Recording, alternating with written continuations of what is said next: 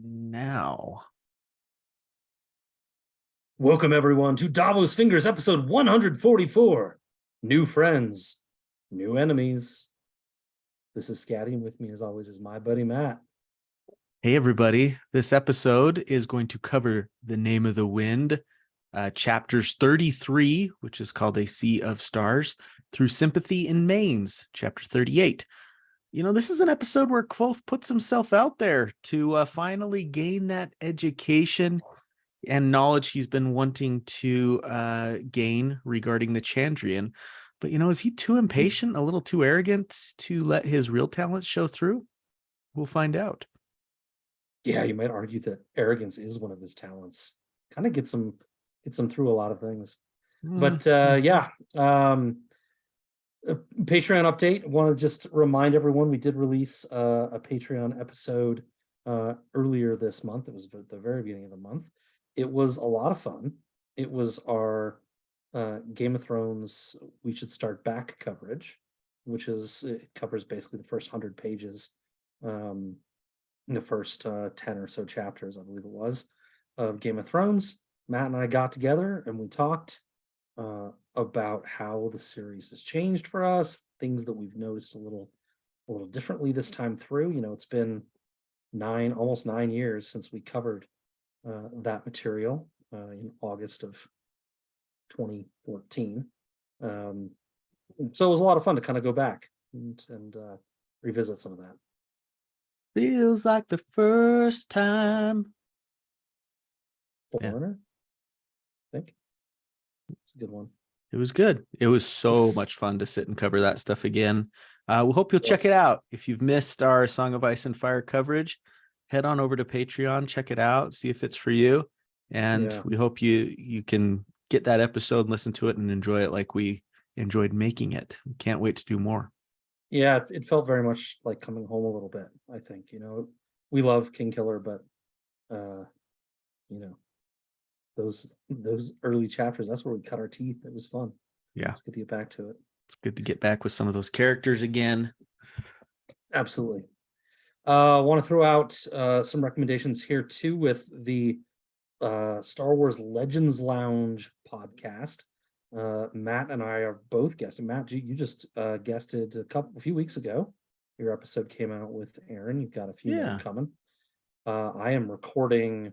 I will have recorded like a few days before this episode actually releases, but I'm recording a few days with Aaron on my first episode, and it will probably release right around when this episode does release. So check out the Star Wars Legends Lounge podcast.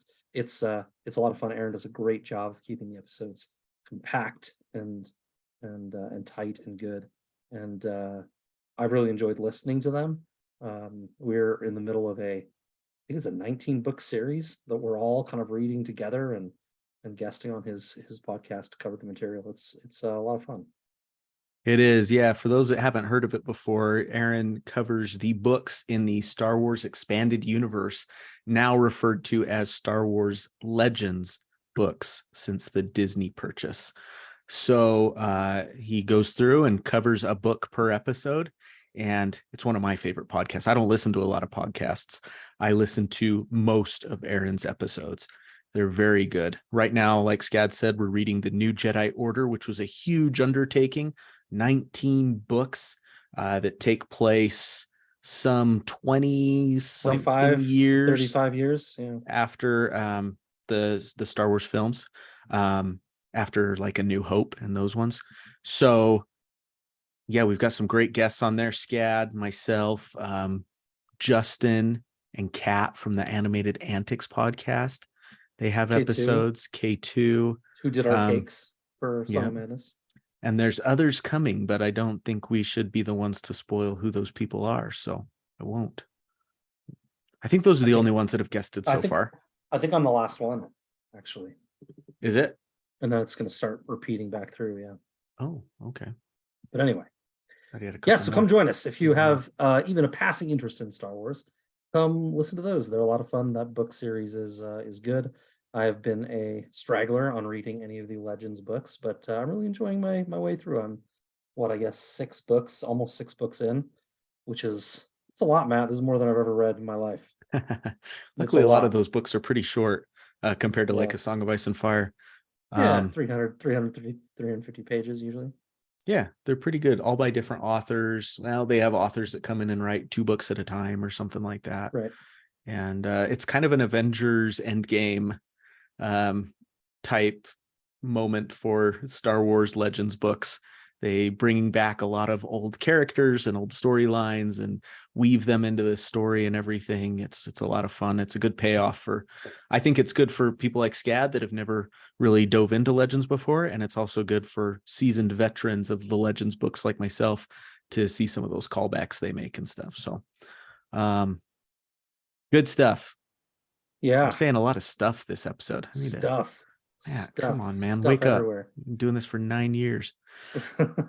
Well, I wanted to just, we haven't done one of these in a while, but I wanted to just do a quick content recommendation update. Oh, Matt, I geez. know last time you were talking about the Dave Matthews album that's out. Are you still, it's a month later, are you still stuck on that? You still listening to it nonstop? I'm not listening to it nonstop anymore, but pretty darn close. I still like it quite a bit. Did you check out that song I sent you or anything? Did you like it? I forgot the name of it. It took me a minute to warm up to it. It's definitely different. I haven't listened to a lot of Dave since his early stuff. So I don't know whether this is different than what he normally does or not, but it felt different to me. It's very different. Yeah. But yeah, it was good. Yeah, it was good. I enjoyed it. Yeah. Good. I didn't, it didn't stick with me such that I listened to it nonstop for 3 days, but I listened to it 3 or 4 times right then, and I enjoyed it. Yeah, it was good. Good. Yeah. It's not my favorite song on the album, but it's one that I thought you might like. Yeah, what was it called again? Madman's Eyes. Madman's Eyes. Yeah. Yeah. What else you got? Any other recommendations? Oh gosh, I'm reading the new Jedi Order. I didn't prepare myself for this like I should have. It's okay. I can go. Okay. In lieu of the and if something ums and stuff. Goodness gracious. I binged a show called Physical 100 probably about a month ago, a little less maybe, which is a South Korean show where they took all sorts of different athletes and different body types essentially, and they competed in physical challenges and stuff. Really interesting show. I really enjoyed it. I binged it super fast. It's on Netflix. I really enjoyed it. Check it out if you want to. Very thorough kind of show. I'm always watching Critical Role. They're in a really interesting series of episodes now. So check out Critical Role if you haven't. I've recommended that a bunch of times. We are about most of the way through the 2nd season of Succession, which is really good. You might have seen on Twitter I mentioned that I feel like the Succession characters are just the Lannisters, and I'm standing by that so far. They're awful, and you don't want to root for them at all, but it's hard not to watch. And we've just now kind of started a rewatch of The Get Down, which I'm excited about. We loved that show back when it came out. Yeah, we talked about that quite a bit. That's right. Yeah. My boy Nas is, I think, an executive producer on it. He is, yeah. I think he shows up too in a few of the episodes, maybe as doesn't he? Or is it someone else that shows up as the rapper, like that's telling the story in the early episodes? Maybe it's somebody else. I know he does a song on it, but I don't think he like physically appears. You could just hear the song. Okay. I could be wrong. Maybe. It's been a few years. Yeah. I binged Jury Duty. That's the last show I remember binging. I watched it in one night. Just the only night I watch television is laundry night. And I was able to get through all 8 or 9 episodes in that one fell swoop. And it was fantastic. I loved it. It was great. It's super interesting. Yeah. And James Marsden is just so fun. Oh my goodness. He's so fun. I've always loved James Marsden, but like I love these roles where they can just kind of make fun of themselves and just delve into doing it. And he did it. It takes a real kind of person, a real sort of interesting person to be able to do that to themselves. And he was great. He did an awesome job. Great payoff at the end too. Great payoff.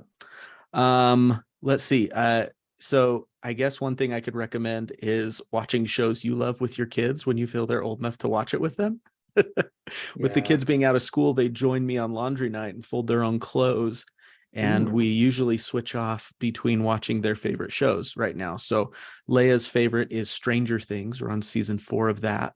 Um, Luke loves Parks and Rec, so we're watching that. And then Chewie likes Modern Family, so we're watching okay. that. So usually our laundry nights consists of we do a Stranger Things episode first, and then by the end of that, they're scared to death and they wouldn't want to go to bed anyways. So we have Yeah. to watch something light. So we watch an episode of Parks and then an episode of Modern Family. Uh, Nice. and it's really fun. It's really fun. That's good. I feel like my kids could maybe handle the first season of Stranger Things. I feel like after that they get It gets, pretty intense. yeah, the season 4 with the bones breaking and stuff when the people Yeah. die and everything. I don't think that's Yeah. spoiling it too much. It happens in the first episode, but Yeah. that stuff is that's pretty visceral, man. It's pretty Yeah. visceral. Indeed. Indeed. But Chewie's 10, he's our youngest, and he does all right with it. I guess maybe we'll see in a few years if it's affected him. Yeah. Right. Right. Well, the last thing I want to say before we jump into the episode is Lizzie, our blood rider, made me this. It says Mudgate Conspiracy, as you can see. Thank you, Lizzie. It's amazing. It's super cozy and funny. And for those that were there and lived through Mudgate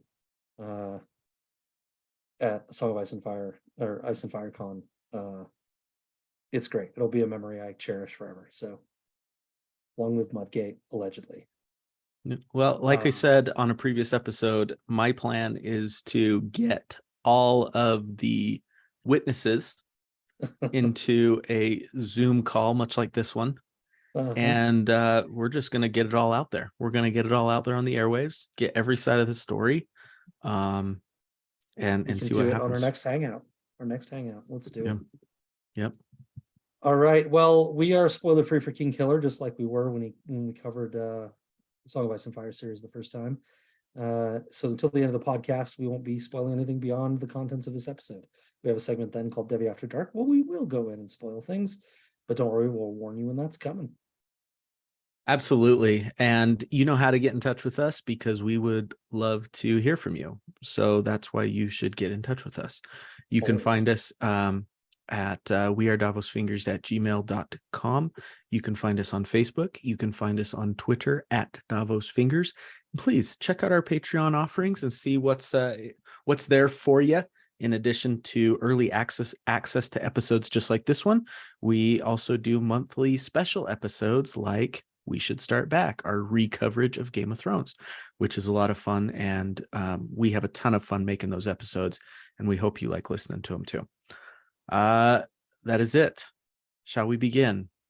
Let's begin. Chapter 33, A Sea of Stars. Kvothe returned to Jorber's lot, totally prepared to travel with all that one needs to do so. But most importantly, with a new cloak that would keep the rain off his back and conceal many treasures in its many hidden pockets. Rent, the guy running a wagon train, shortly has it all ready to leave, and they were on their way. Kvothe he reveled in the travel. It was in his blood to travel. The Rue were not meant to stay in the same place. And as the miles rolled on, the passengers in the wagon train were mostly unremarkable and paid little mind to Kvothe. This is, of course, though, about the time when a content character is interrupted by something that makes him less content and stirs his world up a little bit. So yes, of course, there was a girl, Denna. Let us suffice to say that the two were engaged in a somewhat awkward courtship over the next several days, at least in Kvothe's mind. They sat together, joked together, went for walks together, held watch together, and spent an entire night sitting on a waystone by a lake and talking. Their conversation came relatively easy, though Kvothe was constantly worried about going too far, being too bold, or touching uninvitingly, and they spent much time just looking at each other. In this summarizer's mind, both fell in love in these few days. Regardless, Denna was on the way to a city called Annalyn, and he was headed to the university, and thus their union was destined to end. He wanted to confess his love, to take her hand on those waystones by the lake, to brush her cheek. He wanted to do a million things, and he almost asked her to stay with him. The fear gripped his heart, as it has so many of us in moments like this, and he realized he had nothing to offer her, and that the appeal would come off as boyish and foolish. so he contented himself with the time he had with her. And that's the end of the chapter. I loved this chapter. Yeah? What did you love It's about it, Matt? it's so sweet. Yes. It is every high school love song Yeah. wrapped into a single chapter. Yeah. It's lovely. And especially for someone like Kvothe, who we know has really been through the ringer for the last 3 years. It's so nice to see him get a dose of this happiness. He constantly saying things like, she's the most beautiful thing he's ever seen, and her smell, constantly talk about her, how good she smells, and he's really swept off his feet here. And it's nice to see that someone so beaten down can still have that joy in him. It's beautiful to see. Yeah. Yeah, it really was. I had an epiphany. I had a moment with reading this block of chapters as to Yeah. why this book works so well. You've mentioned it's perhaps your favorite book, right? Because Kvothe has such relatable experiences in between all of this, parents being tragically murdered by demons, stuff, which maybe isn't quite so relatable for the majority of us. But those nights where you're just completely swept off your feet with a girl, with someone that's just so attractive to you. We'll get to more stuff later, but first day of college, that kind of thing. That's all very relatable, yet it's in a completely different world. So I don't know. You just feel that. You can feel this book so well in so many of these different moments where you're just like, F&A, I know that. I know what that feels like. Yep. Yeah. Been there, buddy. Been there. Yeah, we talk sometimes about, with George, about how he melds the fantasy components of his story in with the political of everyday machinations of power-hungry people. And this is it's similar, but almost opposite, right? I mean, he's able to meld these magical, mystical, fantastical components with very personable stories. A boy just growing up. Right. Less political and family drama, and more just individually relatable tales. Yeah. So I loved it. I kept hearing all these songs in my head of, just like the one that started this all was The Nearness of You. I don't know if you've ever heard that song. It's kind of an old standard, like Sinatra did it and stuff. The end of the line, the closeness of her was the sweetest, sharpest thing my life had ever known. And I just heard The Nearness of You, more recently covered by Norah Jones. And I think her version is just smoking hot. So Scad, I'll release this with the episode, but I created a whole To Denna Love Kvothe playlist on Spotify. Oh, nice. Just like the sappiest, teenageiest love songs I could think of just being swept off your feet by someone. This is no like Space Between by Dave Matthews, like deep, intimate love songs. This is just like Falling for You by Colby Calais. And I've got Matt Nathanson on here. We got David Gray. We got Dashboard Confessional, Bill Withers, Lifehouse, Dave Matthews, of course, Billy Joel, Tony Bennett. Which Billy Joel is it? She's Got a Way. She's got a way about her. I don't know what it is, but I know that I can't live with her. And she reveals me. Yep. She's got a smile that heals me. Yeah. Yep. It's a good one. So you've got a playlist. I'm excited to hear it. You've got a playlist there from Kvothe to Denna. Yeah. Do you think Denna's playlist would be similar? Does she, to put it in, is she feeling what he's feeling?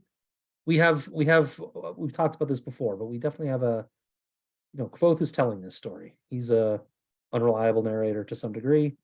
Do you think she feels what he's feeling? I think we get some hints. That's a good question. You notice Yeah. she's the first one to talk to him. She starts Yep. conversation with him. The closeness of her, that whole thing. She was, where's the pass? I don't have the passage right here, but her face didn't look offended. It almost looked as if she were studying the lines of my face, almost as if she were waiting when they're sitting out Yeah. there on the stone. She didn't seem like she was hesitating. Go on and kiss the girl, totally thought of that. Yep. But and then later chapters, he was ready to walk off without her and turned around and there she was. Yeah. Yeah. We'll come back to that Yeah. So I don't for want to sure. jump that conversation too soon. I don't, without being in her head, it's tough to know if she's as enchanted as he is, but I think Yeah. she's interested, at Yeah. least. Yeah. I mean, again, it's his perspective, but it feels to me like the way he's describing is that she's given him all the signs.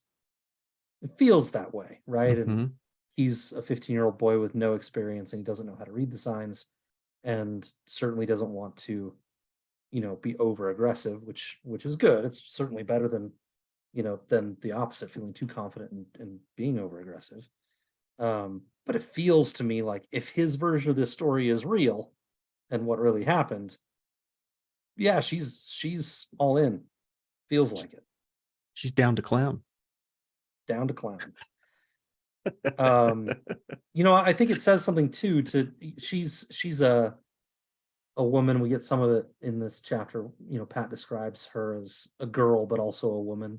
There's a part in a movie, the French Kiss with Kevin Kline and Meg Ryan. Meg Ryan, and Yeah, he it's a great describes her movie. similarly, where he's like a woman but also a bit like a girl, and in kind of her youthfulness. And yeah, we get that with Denna too, moments of kind of this austere beauty, but also at times just kind of impish and playful. Um, Yeah. but again, with the faulty narrator thing, you wonder if like, can Kvothe just not see anything wrong with her? Right? Like maybe he just can't see it. Yep. And she's not really this perfect. Yep. Like it's kind of stuck. Like she's a bit stuck in time for him, and that he can't see her any other way. Which is also super relatable, right? I think all of us Yes. Yeah. maybe have those people that are stuck in time, and maybe you even meet them later after the magic's worn off a little bit and you're like, slightly disappointed. Yeah. Not how I remember it. Yeah. I'm not sure. I'm glad I had this interaction with you the second time. Right. Yeah. Wish You you wrecked kind my of would memory. have just stayed away. Yeah. This is why I don't go to high school reunions. JK, but really, I don't go to them. I haven't been to one. I've got my 20 year coming up this summer, and Yeah, I'm not incredibly interested. So we got social media for the ones I care to keep in touch with. yeah, it's true. It's true. I think it's also a bit of a testament to Kvothe that as awkward as he seems to be portraying himself, that he didn't know what he was doing, he does seem to have, good I don't know if he's being smooth, but like he just answers her honestly and earnestly. And I think that goes a long way with people. Right. Right? Where she's asking, he asks where she's going, and she asks him if he knows, and he's like, all I can figure out is that you're going somewhere. And it's like, that's honest and it's earnest and it's kind of funny, and Yeah. that works. He's not trying too hard. Yeah. Even though he's still completely smitten. He's actually trying really hard not to try hard. Sure. Right? Yeah. He's I can see that. He's like proactively trying not to try too hard. Right. Yeah. I do. He makes this point. I can't remember if it's in this chapter or another one, about how he's like, you got to remember, I'd only been away from Tarbean for like 4 days, right? Mm-hmm. And yep. I do like seeing some of those callbacks to his life in Tarbean. He talks about his cloak and how he loves having the private pockets within the cloak. I think that's a callback to Tarbine, that need to protect what's yours because it can be taken from you at any time. Yeah. And so truly valuing that privacy, right? Yes. Yeah. I like that. And a distrust of the world at large. He just doesn't trust anybody. And you think about what that cloak represents, something he can hide in. He talks about just how useful it is on a practical level. Yes. It can be a pillow. It can keep the rain and the sun off you. Yes. It's the best thing you can have. Yeah, you know, this is the beginning of a beautiful friendship in this cloak, maybe. You know, you think he'll never be without it. We'll see. Yeah. It's also something you can hide in too. And you know, the former saxophone player, the Dave Matthews Band, who died tragically some years ago, he used to wear, there's a cloak. He's got a nice cloak. There's a cloak. The cover of the book that I have, which is beaten to hell. It's the way it should be. It's the way it should be, I guess. It's the way it should be. Go ahead, Dave Matthews Band. Sorry.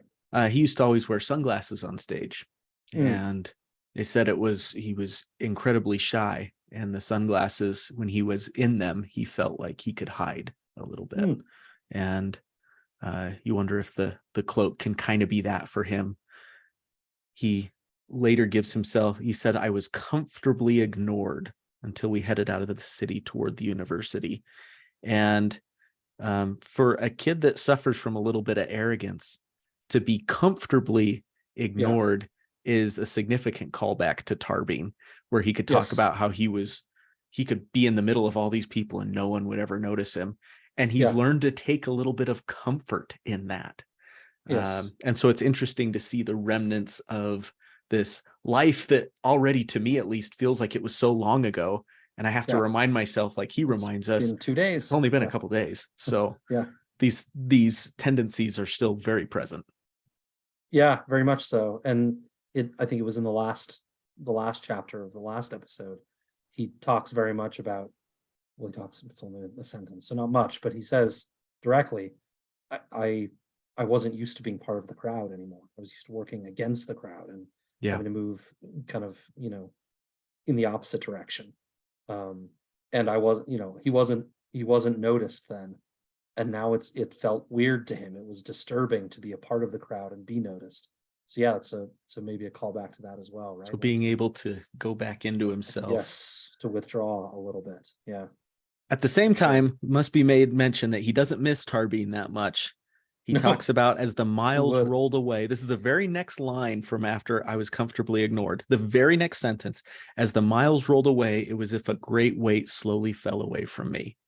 I reveled in the feel of the ground through my shoes. A lot of times we think like our toes on the ground. He's like, no, I like the way my feet felt in my shoes as they touched the ground. Taste of the air, quiet hush of wind brushing through spring wheat. Found myself grinning for no good reason, save that I was happy. Yeah. Yeah, it's one of those things where it's like, I don't know what to compare it to, but it's kind of like you've just survived this trauma and had good fortune and good favor, and you're just relishing it. Even though he's got, very little, like he doesn't have a lot of money, he doesn't have a lot of hope, but he's not in Tarbine anymore. Right. And he's not fighting for his life every second. And it took his mind waking up to get to that point. Right. But it seems like it's a little weird to look back at it. It's almost like he could have done that at any point. A while ago. Yeah. He could have sold the book, and I mean, maybe he picked up some of these skills, to actually make some of these things happen with getting the clothing and, bathing and all these things and getting a good deal from the bookseller or whatever. But like he was there longer probably than he had to be. Right. Yeah. He had to wake up to get there. And now that he is woken up, he's able to go on this journey and relish in the feet, the earth below his feet. And it's nice. It's nice. It is nice. And also, I talked about his mind waking up. He's not just on the road. He might be enjoying it, he might be loving it, he might be relishing it, but he has very much a purpose. He has a destination. Yeah. And even though he's, I said I think he falls in love in this chapter. Sounds like with your playlist you think so too. Absolutely. But even that isn't enough to deter him from his purpose, right? He's drawn to the university, and you'd think we've seen Kvothe be a little bit hasty with his decision making, a little bit just drawn by the moment and reactive, but running off with Denna or staying with this crew is exactly the kind of thing I might think a Rue in general and Kvothe specifically would do. Rue. Mm-hmm. Mm-hmm. But he doesn't. He's very much driven by this, this goal that will come up, right? Right. Yeah. Testament to the power of that draw, I guess. Good point. I like it. Do you have much else here for this chapter? I don't. Well, let's move on. Yet to learn. The next day, Kvothe wakes up to find out that they have taken on a new passenger on the wagon train, and his name is Yosin. Yosin. Yeah, Yosin. He was slightly older with an easy manner and an honest smile. Kvothe hated him. He soaked up all Denna's time, flattering her and telling her jokes. So Kvothe ignored them both and spent the day angry and fuming and pretending not to care.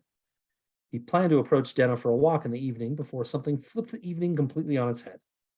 Yosin brought out a trooper's lute. Kvothe needed to play it. His fingers ached to play it. While everyone else enjoyed the music and sang along, Kvothe thought dark thoughts about stealing the lute in the night and running off. He needed to play.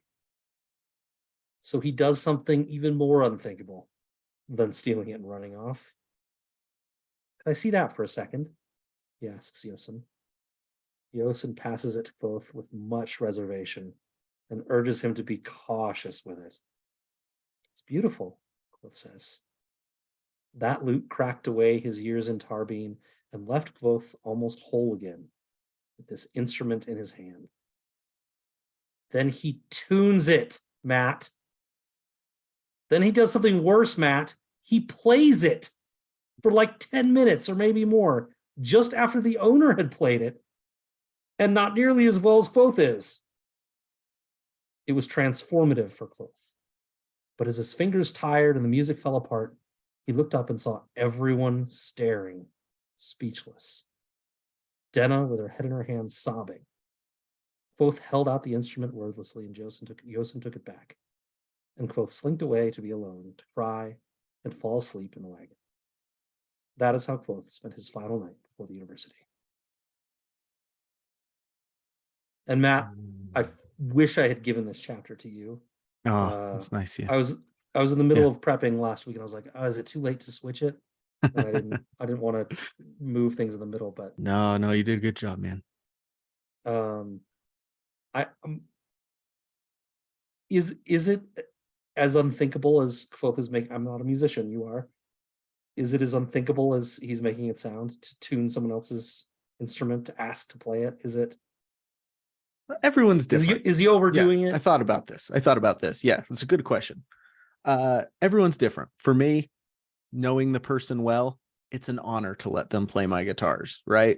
Like, our buddy Chase was so nice to let me have almost exclusive access to his guitar at Ice and Fire Con 3 or 4 years ago. And that was so sweet of him. And I really appreciate that. And I would return the favor in a million kind for him. But if it's someone you don't know, that's tough. And even worse than someone asking to play your guitar and then tuning the guitar, even worse is when they play it better than you do. Yeah. Right. Yeah. And you're like, you son of a... Yeah. I mean, no worse feeling. Especially, Yosin brings this lute out. It's a little showmanshipy, right? Like he opens it up. He could have just done that all on the side and brought it out himself, just, but he like brings the case out with ceremony and like unclips it. And you know, and then he plays Wonderwall, you know. he plays, you know, the few songs he knows, including, you know, like Tinker Tanner, the most known song around. It's this book's version of The Bear and the Maiden Fair. Exactly. And you know, he doesn't have the juice, right? He's, you know, he's good enough for the campfire, but he doesn't have the juice when, you know, when the cards are all on the table, right?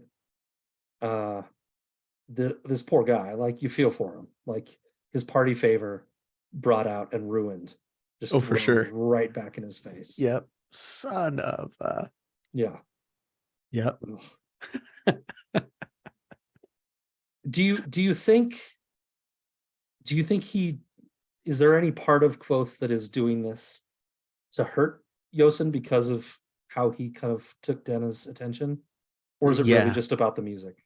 I didn't think about it the first time. Yeah. I did think about it the second time. Yeah. Of this is a way that I can command her attention back. Yeah. Right? Yeah. He doesn't say that in here. He doesn't. And maybe I wouldn't expect him to, knowing Kvothe. Yeah. But I think there's a bit of it. So you're calling the unreliable narrator in here a little bit, like it was about that, but I'm just going to say it's all about the music to make me look better. Yeah. Yeah. Reading between the lines with what he says in the rest of the chapter. On the other hand, he says, I'm not proud of the fact that I thought about stealing his loot and leaving in the dark of the night. In the previous chapter, he's talking about how he never wants to leave Denna ever. Yeah. Right. And music comes up and he's like, well, maybe I could. I mean, if she wanted to come, she could, but I'm taking the loot no matter what. Yeah. And you know what, Scott? I feel that too. Which? Picking music over a girl. Oh. They're your greatest inspiration and your greatest never mind. Yeah, I think he'd said there's actually a line in there where he says the loot was the most beautiful thing he'd ever seen. Almost, except or what? Almost. Maybe Denna, or then he's right back to the loot again. So it doesn't seem super clear. Mean, wait, I like Denna. Yeah, she's my girl. Yeah. And then he even admits, he's like, my father would have rated this loot slightly better than firewood. Right. So it's not like a super nice loot, and still he's so taken with it. Yeah. This is how badly he misses it. And, you know, harkening back to the fact that he valued this, you know, his father's loot so much that when the strings broke, it was the only thing to drive him out of the forest to go find new strings, which seemed ludicrous, right? But same thing. It's like, it totally takes his mind over, and he can't do anything else other than ask to play this lute. It's almost like he doesn't have control. Yeah, he just did it. Yeah. Because it's not the lute, right? It could be a beautiful Taylor, which is a beautiful brand of guitar, or it could be a Fender, which some people will balk at that. But for me, Fender acoustics are awful. I hate them. It was about the way he was able to express himself with the lute, right?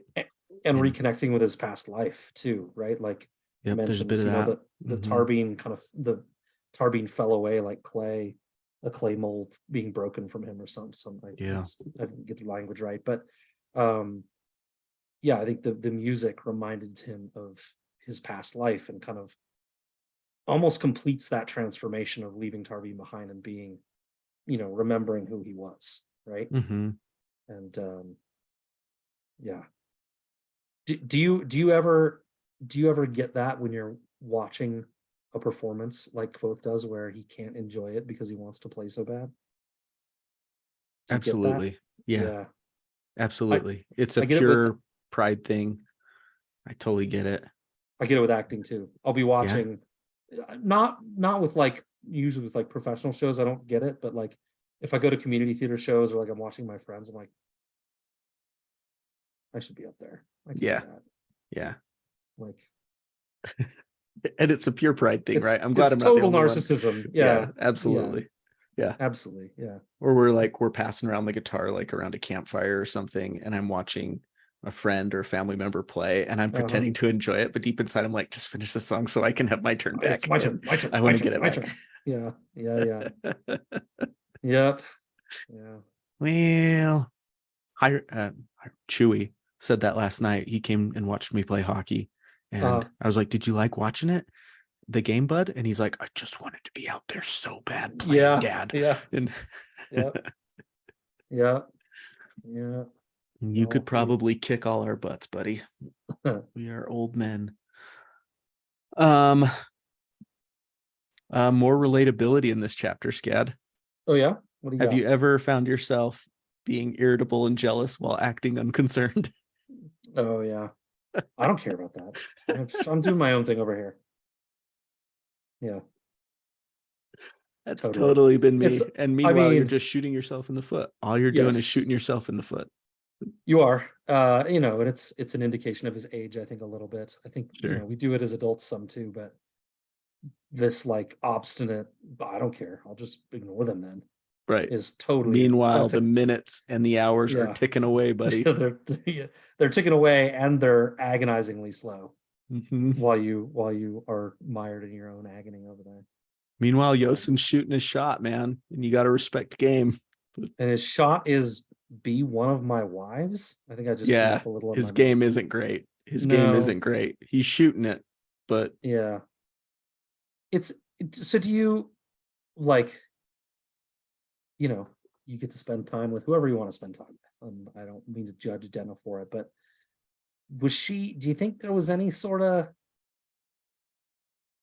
was she messing with Kvothe a little bit? Trying to get him to feel a little jealous? Or you have to is she wonder. just kind of like going with the flow and like, yeah, this guy's talking to me, I guess it's fine. Which could just that could just call into question everything that we've suggested that about She's her feeling. having feelings for him, where she's Yeah. just like, well, someone shows interest and wants to talk to me, I'll talk back. And I'm Yeah. just impish and playful by nature. And I go with the so, flow and I'm yeah, super charismatic. And so I what is happening? I don't know. Can you see me? I can still see you. Hold on. Because Everything I have looks fine from my oh, I end. know what it is. There we go. Sorry, I had one of the Kingkiller wiki pages up Mm. and they have ads on them. And it's Mm-hmm. been quiet for hours. And all of a sudden an ad started playing in my ears. Oh, So I heard music. oh, weird. Sorry about that. Yeah. Those windows are now closed. Yeah, so I wonder if she's just whimsical and fun and charismatic, and that's part of why I asked the question in the last chapter is like, is she as into it as he is, or is it just like he's the guy that's around and it's interesting and she's learning from him and she's honing her craft a little bit of being interesting and whimsical and fun for people. And I don't know if calling him a mark is fair, but like this is kind of what she's got to do. She's alone and young, a girl alone and young in the world, and so she just clings to kind of whatever opportunities she's got. And Yosin certainly looks like a better opportunity than Kvothe does. Yeah. Right?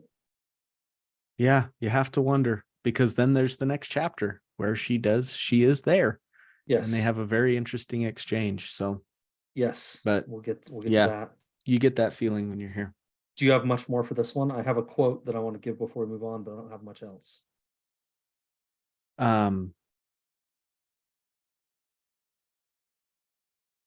Interesting that Dennis started to cry.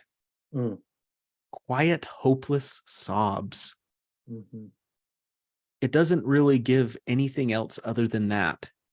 Yeah. She doesn't say anything. Like, that was so beautiful. I was moved to tears. And you have to wonder what's drawing out those emotions. And I wonder if that passage left you a little bit wondering, like it did me, like what was going through her head that touched her like that. Yeah. The question went through my head is this about her or is it about something she saw in him? Right. Mm-hmm. Because, clearly, I don't know if I touched on it well enough in the summary, but this was a moment for him. I called it transformative. Like Yeah. this broke and healed him kind of at the same time. And I think that was pretty clear to everybody watching, that this was a weird, awkward moment where it meant a lot to this kid, this 15-year-old kid. And they were just And- witness to it. And they were witness to it. And so was it just about how moving it was for him? And she could see it and it kind of made her, touched her that way? Or did it bring something out in her, right? That, Right. without spoiling it, I think we'll see a little bit that these two are kind of a little bit kindred spirits. She Yeah. might have brought something out in her, right? And I don't think we know yet. But that music for sure touched her in some way, whether it was revealing something about him or whether it was just so beautiful or whether it made her reflect something about herself. Yeah. I don't Maybe remember, she has a hard candy shell that she needs to crack through, right? Maybe, right. And does it say what he played? I can't even remember. No, nothing specific. Yeah. It doesn't say at all what he played. Mhm. So, my fingers and strings made a careful conversations of their dance, described the lines of an infatuation. I played soft and slow,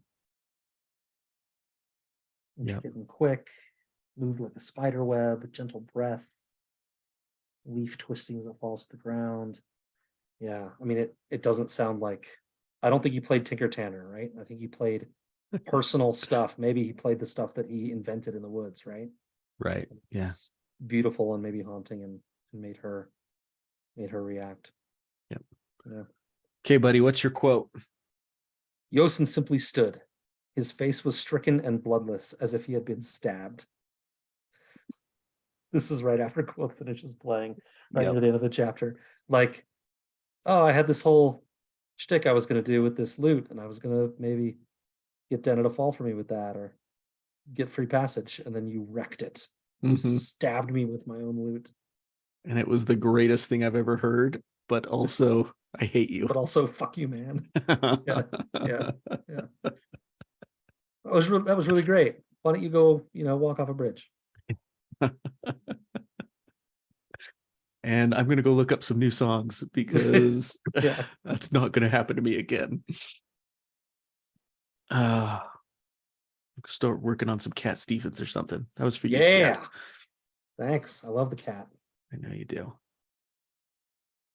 All right. You ready to go to Parting of Ways? Yeah, let's do it. That's me. Just a quick one here. The fact that Denna had ridden the whole day with Yosin had Kvothe in a foul mood again, even as they finally arrived at his long-awaited destination, Imre.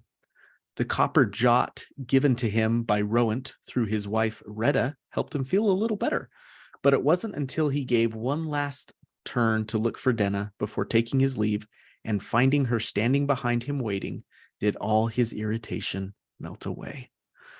With more than a hint of hope, she made a final pitch to Kvothe to continue on with them. No?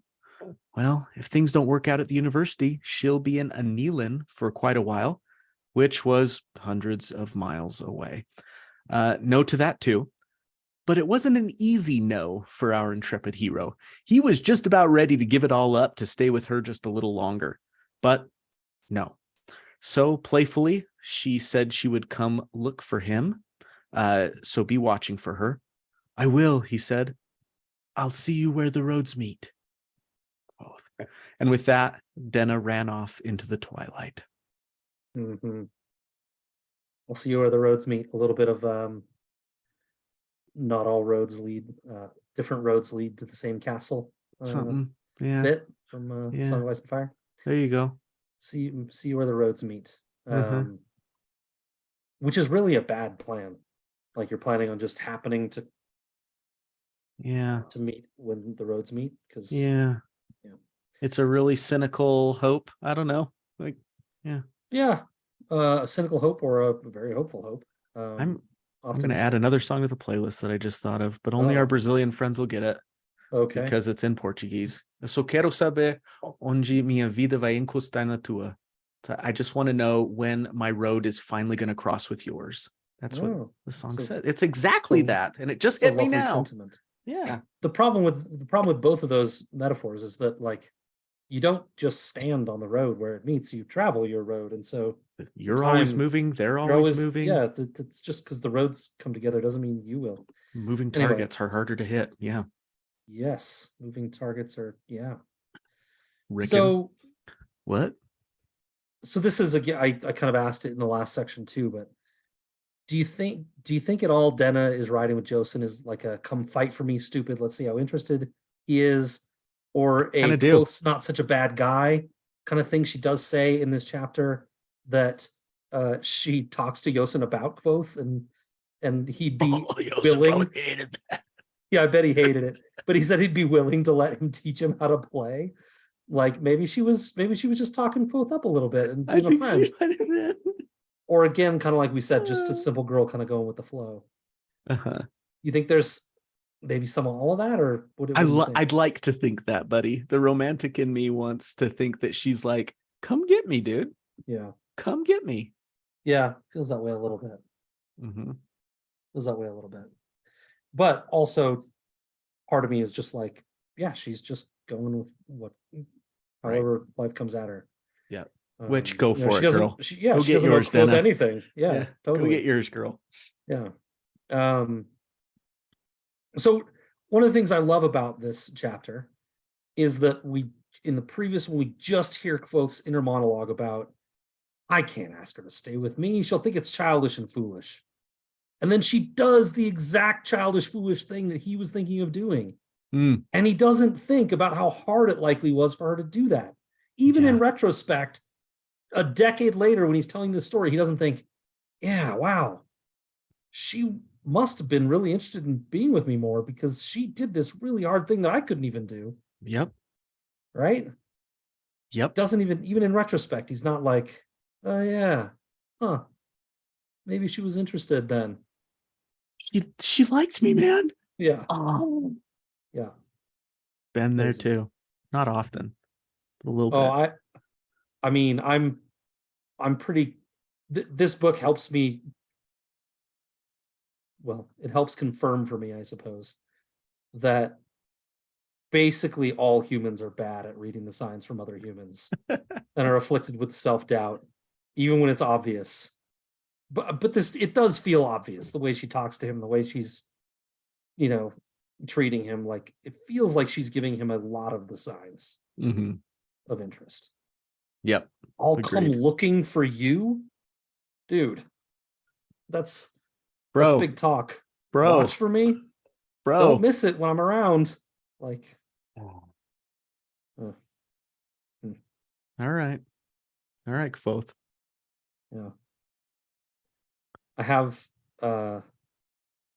Sakin sus mapas because there's a lot of opportunity for that. There's some Sakin sus crappy mapas. It's not a good map, but we get a little bit of a hint of just how big this world is, right? He says it's hundreds of miles to Annalyn, and that's not a very helpful number because hundreds could mean 2, or it could mean 4, or it could mean 6. Right. But I just had a little fun with a ruler on the map and measuring some things. Okay. So let's just say it's 200. Hundreds of miles. Let's just say it's 2. That makes him not a liar, but it's the smallest available amount. If it's 200 miles to Annalyn from Imre, that means, so that on the way I measured it in my book, it's 2.5 centimeters on the map. Okay. So it's 80 miles per centimeter. That's not very far. So they just traveled 0.6 centimeters from Tarbine to Imre. So that was 48 miles. So like 50 miles over the last few days in the carts. It's about 160 miles from Hallowfell, where they last left Abenthy, right? Yeah. Okay. About 160 miles from Hallowfell to Ben. Remember, there was that conversation about between Bast and Kvothe about, I couldn't just leave. It was, he was 100 miles away or whatever, roughly 160, right? Interesting. And then I just measured the whole road, and it's 1,168 miles from Tarbine to the Stormwall Mountains, where that road ends. where the Scrael supposedly came from. Remember they talk about the Scrael, that they were coming over the Stormwall Mountains. Okay. 1,168 miles. So that's to put it in perspective for people that might use kilometers, that's like LA to Seattle or Baltimore to Miami. Similar, very similar numbers. For our UK folks, it's basically the UK top to bottom and back, all the way up and all the way back.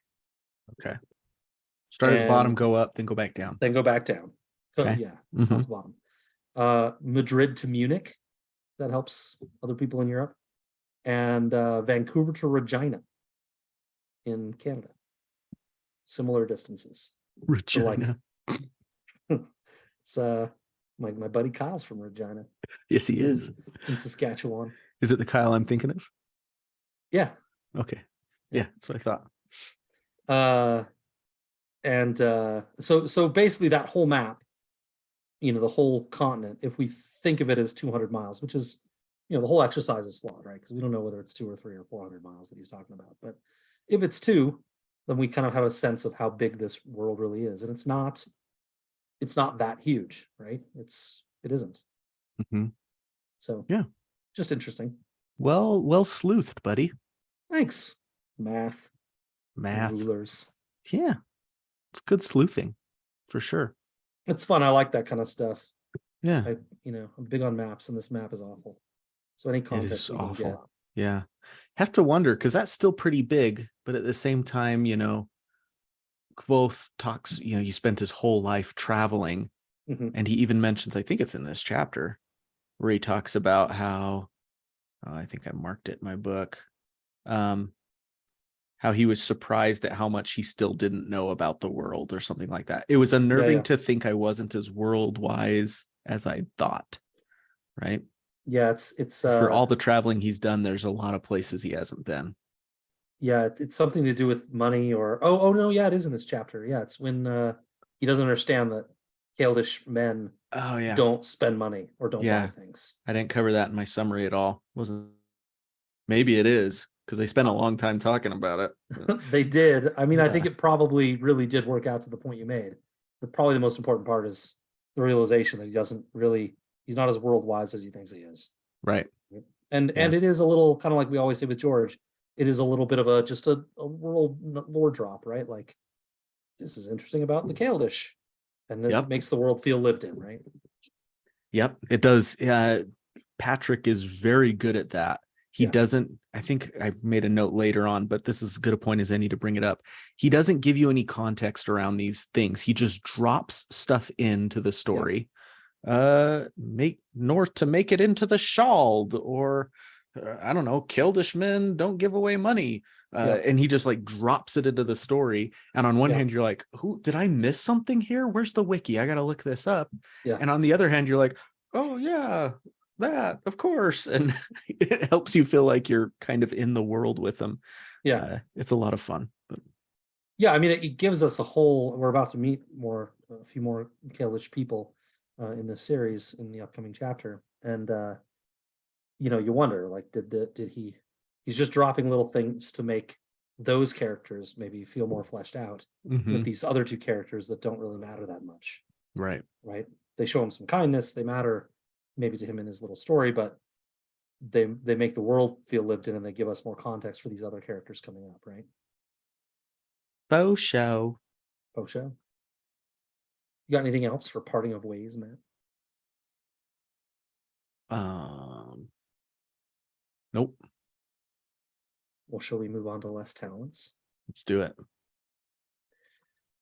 Kvothe makes his way toward the university, keeping his eyes open for the very reason he has come here, the place that may hold the answers about the Chandrian and the Amir, might prove Scarpy's story true. The archives. Ben had described them, so he knew what to look for, and as he came to the top of the old stone bridge connecting Imre to the university, he spies the great gray buildings with the stone doors for the first time. The university itself is made up of 15 or so buildings with different architectural styles, with very little tying them together, and it is found at the center of an organized, well-maintained town of pruned lawns and diverse businesses meant to meet the needs of the university students. Kvothe made his way immediately to the archives to fulfill his hunger. He was finally here. He was not going to wait any longer, except he was. The student at the welcoming desk insisted that he must be a student already and in the book at the desk in order to be allowed in at all. The helpful desk worker also informed him that if Kvothe wanted to take part in admissions, he better move it, because they don't always last all day. 2 hours later, Kvothe faced the 9 masters of the university, looking down on him from an elevated crescent pattern as he takes his admissions exam. The man in charge confirms that Kvothe is here to continue his education toward being an arcanist, not to begin it, and to ask for a letter of recommendation affirming his strengths and weaknesses. There's just one problem. Kvothe doesn't have any such letter. He tells them about Abinthy, about pawning the book that might provide evidence of his story being taken under the arcanist's wing. Some are skeptical, but in the end, a master Lauren agrees to go pick up the book in Tarbine as part of his errands, and will use that to corroborate Kvothe's story.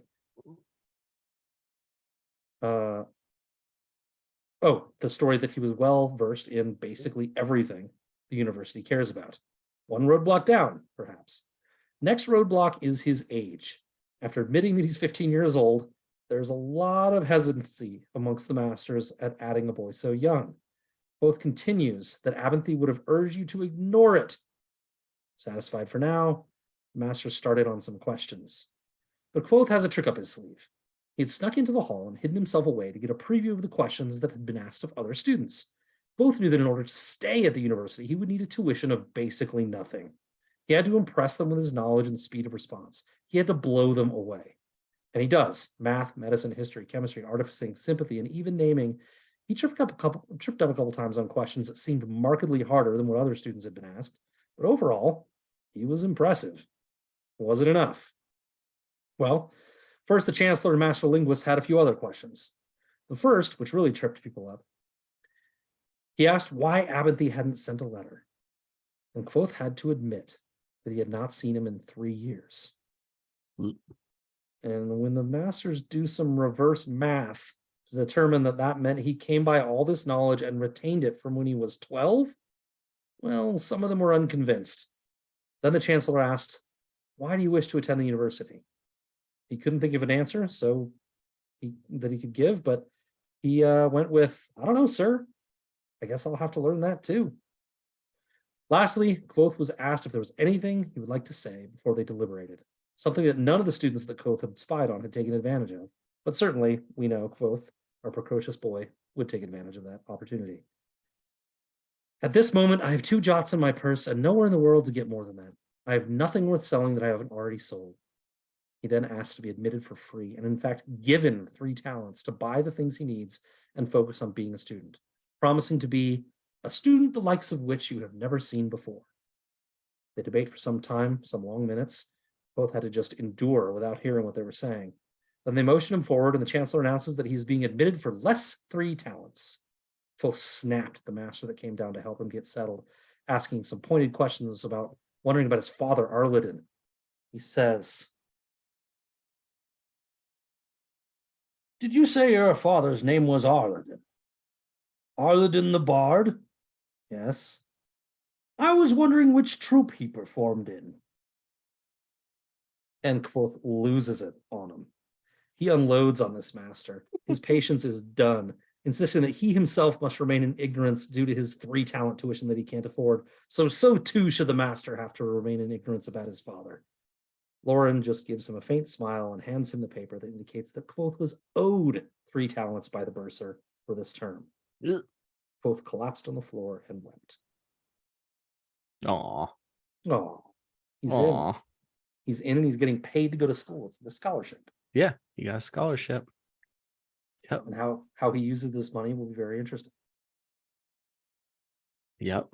The first thing I have to say, Matt, is one of the questions that gets asked. I skipped over all the detail of the questions, because otherwise it would have been very, very long. Probably for the best. I mean, I would just have to rewrite the chapter.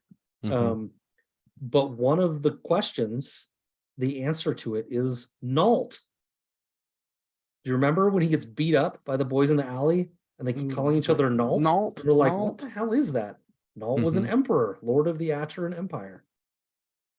Look at that. It sounds like he wasn't great. So no. He was the emperor when it fell, right? I think so. Well, Nalto. Yes, Emperor Nalto. Yeah. He was an inept egomaniac. Mhm. Yeah, one of those questions that they ask him is, why did the Atern Empire fall? He's like, there's a million answers to that question. Well, He goes off. where should we start? Yeah, exactly.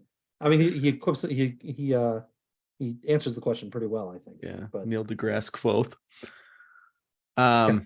Actually, Well, actually, there are lots of reasons.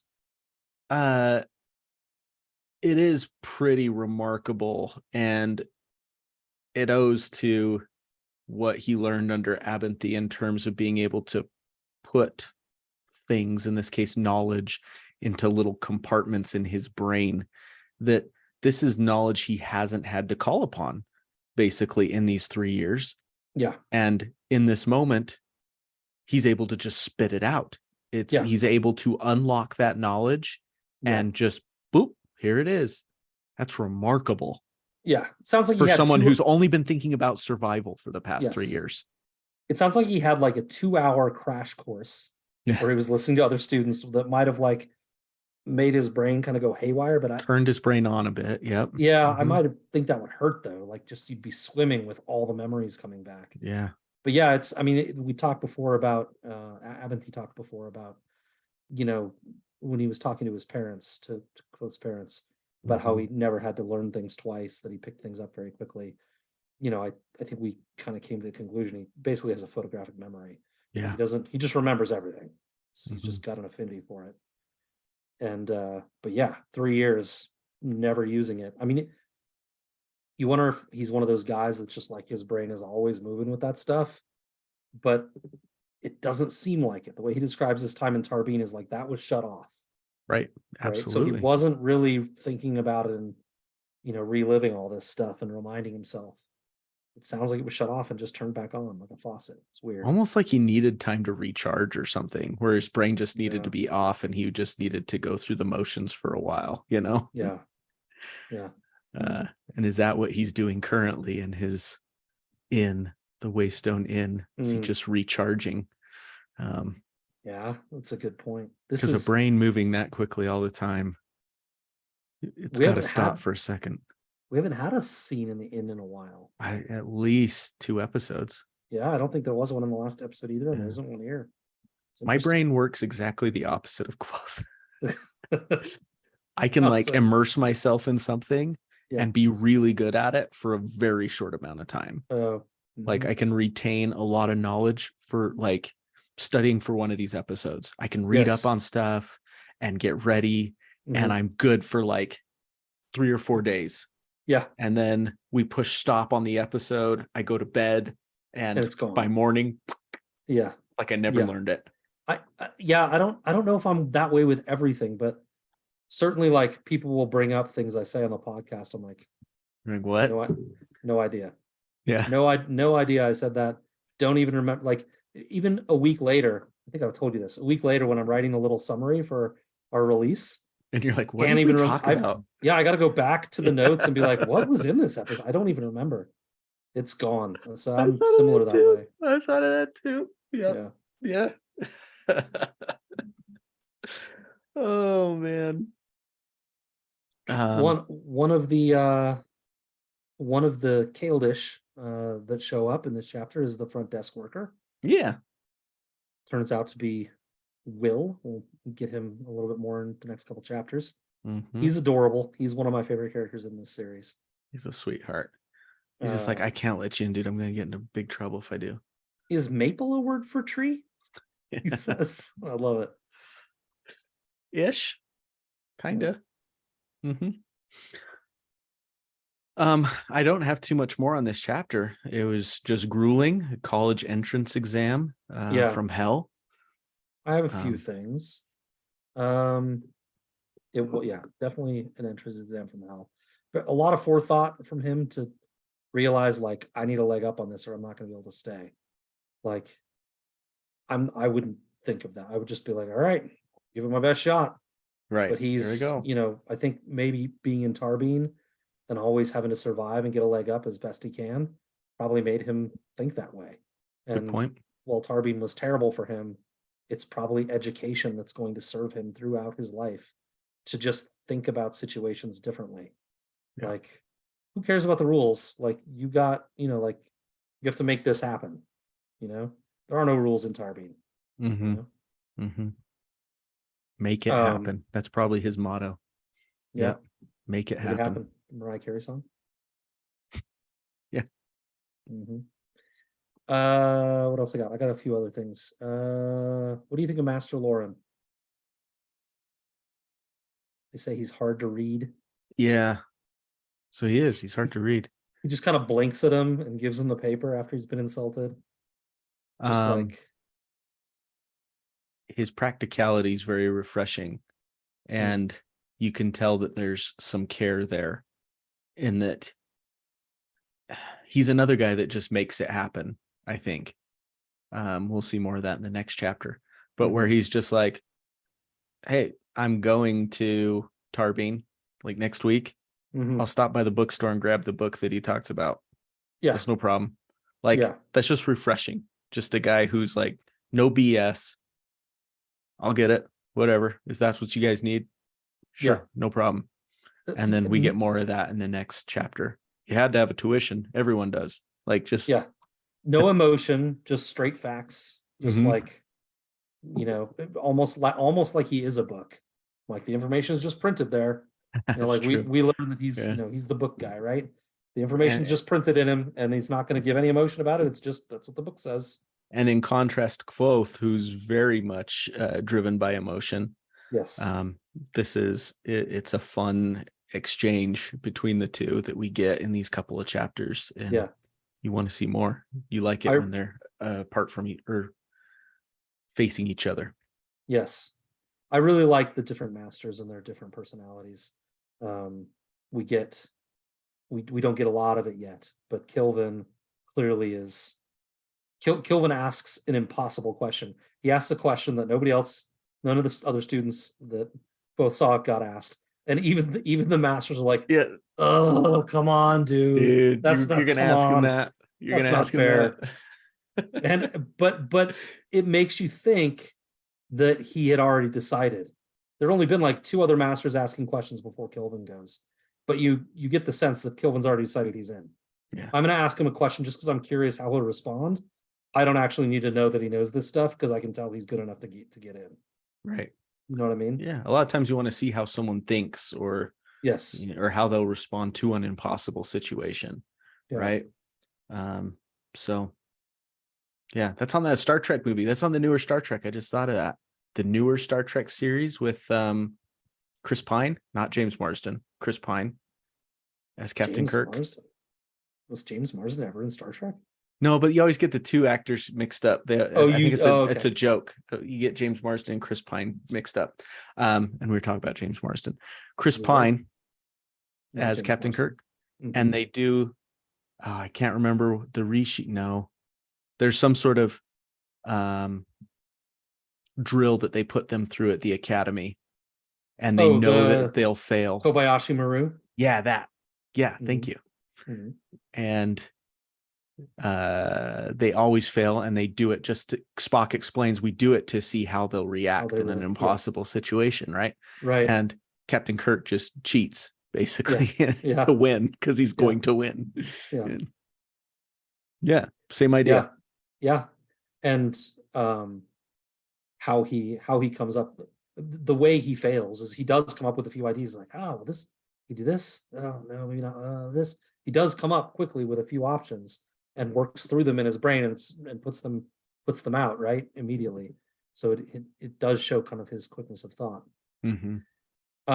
Back to Lauren really quick. It's interesting that Master Lauren seemingly knows Kvothe's dad. Yeah, that's interesting. Seems odd. We don't get enough time with Arladin, and so we don't maybe know everywhere he's been and who he's seen, but he doesn't ever mention the university. So Lauren is out in the world meeting him, or we've got more on Lauren for Devi After Dark, but good. Well, just the differences in personality that you highlighted, left brain, right brain type guys, and on the Oh yeah. surface, you won't get two more different guys than Arledin and Lauren, right? And so it's interesting to think, how would your roads even meet, you know? Yes. Um, Yes. yeah, what's going on Uh, there, buddy? Were you like a groupie for the Rue uh-huh. back in the day, Aru. Lauren? Yeah. That's right. Yeah, yeah. We'll spit some more theories about Lauren and Devi After Dark. Um I totally unfounded ideas. But Those are our yeah, favorite kind here at Davos Fingers. that's what we do. That's what we do. Um Everything else. There is this little moment after he answers a question where he says, "I had the impression that something had unsettled him," referring to the Chancellor, "but he was too composed for me to tell exactly what." Do you remember this? Yeah, I don't remember the context of it. Yeah, it's after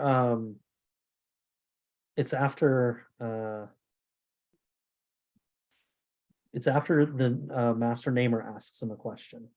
Mm. He asks, how many fingers I'm pointing up. He's like, how many fingers am I holding up? He's like, well, at least one. Probably no more than 6. And then he Mhm. asks him, do you know the 7 words that will make a woman love you? No, they exist. They exist. uh, so after that, after he says they exist, Master Linguist, he nods back to the Chancellor. The Chancellor says, that seems to cover most of academia. The Chancellor said almost to himself, I had the impression that something had unsettled him, but he was too composed for me to tell exactly what. You will forgive me if I ask a few things of a less scholarly nature.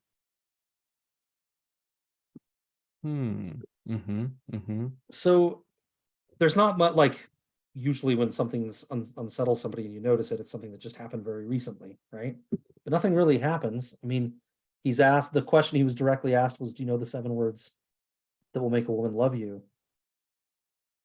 Yeah, actually, it only just now hit me. Maybe the answer is that Kvothe's response indicated that he doesn't know women at all, because then he does go